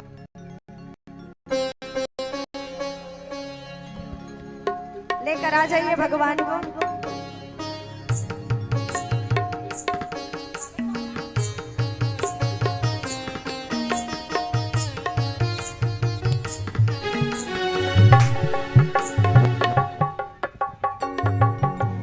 बोलिए कृष्ण कन्हैया लाल की जय हो।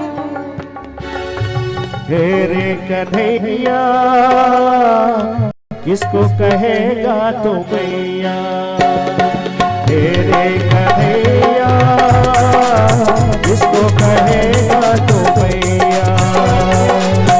एक रे तुझको जन्म दिया रे, एक रे तुझको पाला, कन्हैया किसको कहेगा तो मैया। हे रे कन्हैया किसको कहेगा तो मैया।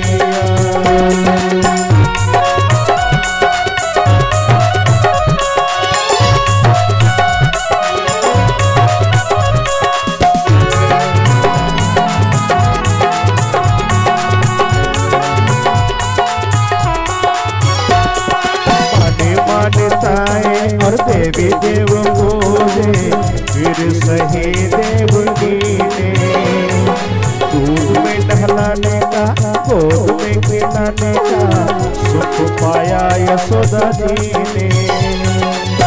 एक रे तुझको जन्म दिया रे, एक ने जीवन संभाला, कन्हैया किसको कहेगा तो मैया।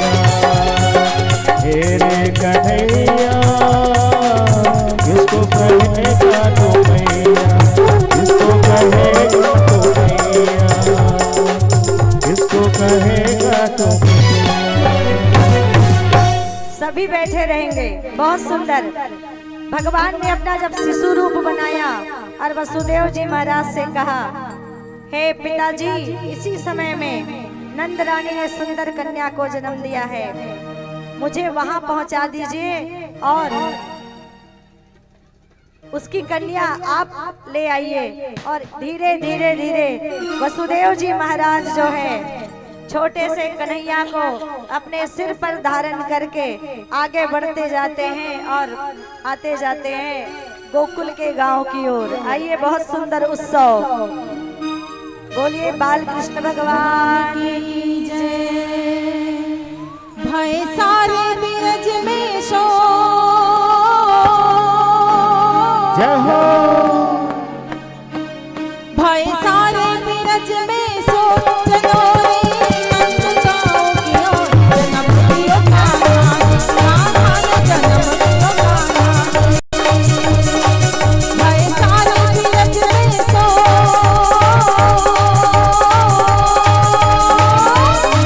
भय सारे बीरज में सो चलो रे नंद गाँव की ओर।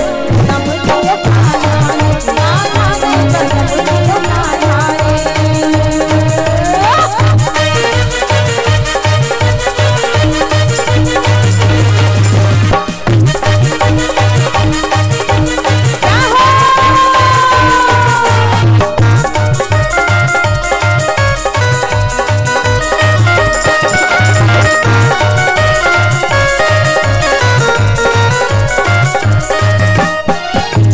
झूले सोने का पलना, नानी सोने का पलना, कान्हा झूले सोने का पलना, नानी सोने का पलना में नाचन सबकी डोर।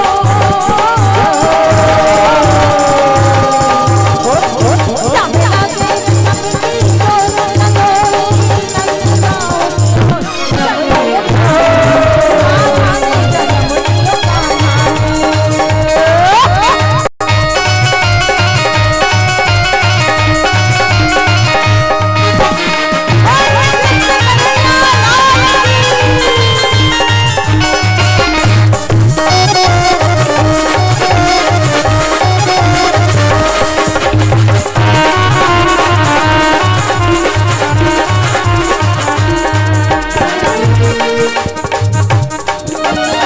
वृंदावन में बाजे बधैया, बाजे बधैया जी बाजे बधैया। वृंदावन में बाजे बधैया, बाजे बधैया जी बाजे बधैया। जुग जुग जिए तेरा कन्हैया, तेरा कन्हैया मैया तेरा कन्हैया। कान्हा जैसे नहीं कोई और, कान्हा जैसे नहीं कोई और। चलो रे नंद गाँव की ओर। जन्म दियो कान्हा ने, कान्हा ने जन्म दियो कान्हा ने। भय सारे बीरज में सो,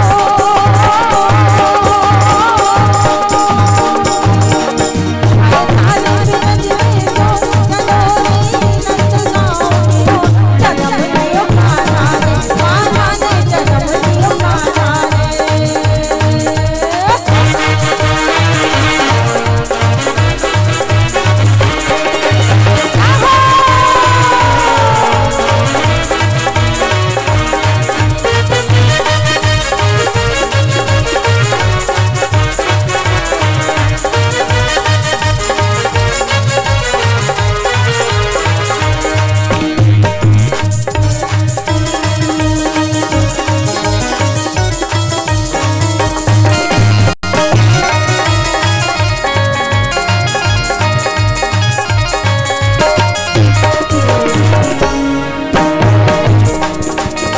बाजी मधुर बधाई, जय हो। देखिए, भगवान का जन्म है और बाकी लोग बैठे हैं, बाद में पछताएंगे भाई, है ना। तो जिनको जिनको बाद में नहीं पछताना है वो अभी बिल्कुल भाव से चलिए भगवान के जन्म में उत्सव में शामिल हो सकते हैं। बाजे मधुर बधाई,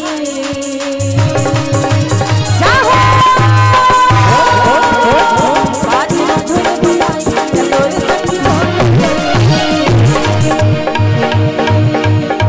बाजे मधुर बधाई, चलो रे सखी गोकुल गले, चलो रे सखी गोकुल गले।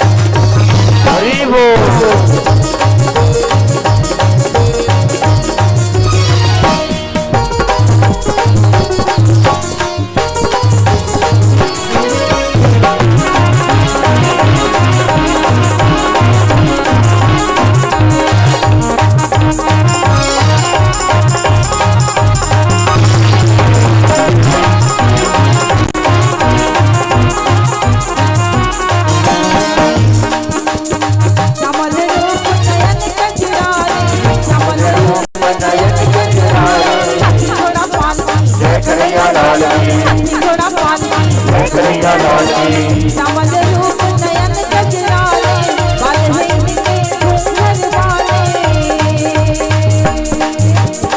पुरानी जय हो, कानों की बारी जय हो, की बारी जय हो, कानों की बारी जय हो, ये पाए सब हो गए घायल। अखनी चोरैया तोरे लइका करेगा गोहार, तोला गाड़ा गाड़ा जोहार प्रभु, तोला गाड़ा गाड़ा जोहार। आप परीक्षित महाराज मंच में आएंगे और जिनका जन्मदिन है शिवाय साहू भिलाई से और श्रीमती शकुंतला जी साहू की नाती का जन्मदिन है, उनको भी बहुत बहुत बधाई। आप श्री जो हैं खूबचंद जी और उनकी धर्मपति कृष्णा जी, आप श्री मंच में आइए। जके रचैया कृष्ण कन्हैया, पाके दुलारा पाके चोरैया, और जके रचैया कृष्ण कन्हैया, पाके दुलारा पाके चोरैया, और लइका करेगा तोहार, तोला गाड़ा गाड़ा तोहार, तोला गाड़ा गाड़ा तोहार, तोला गाड़ा गाड़ा तोहार, तोला गाड़ा गाड़ा तोहार। और जके रचैया आके दुलारा चोरैया, जके रचैया आके दुलारा चोरैया,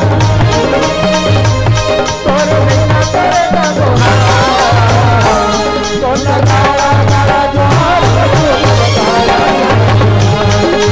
गाड़ा गाड़ा जोहार, तोला गाड़ा गाड़ा जोहार।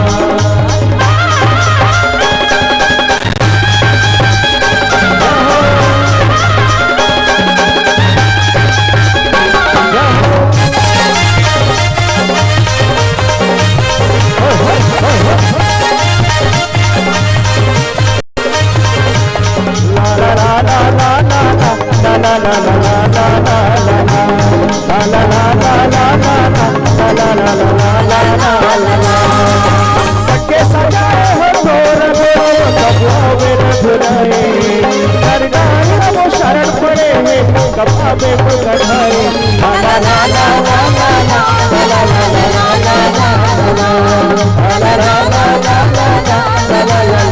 ला के सजाए हर कबाबे को कढ़ाए, दरगाह सब शरण पड़े हैं नभा में सुख गाए, और ताले बजा के झुमका सुना के राम रमैया मनमा बसा के, जके रचैया कृष्ण कन्हैया, आके दुलारा मन चोरैया, जके रचैया कृष्ण कन्हैया, आके दुलारा मन चोरैया, तोरे लइका करेगा तोहार, तोला गाड़ा गाड़ा तोहार।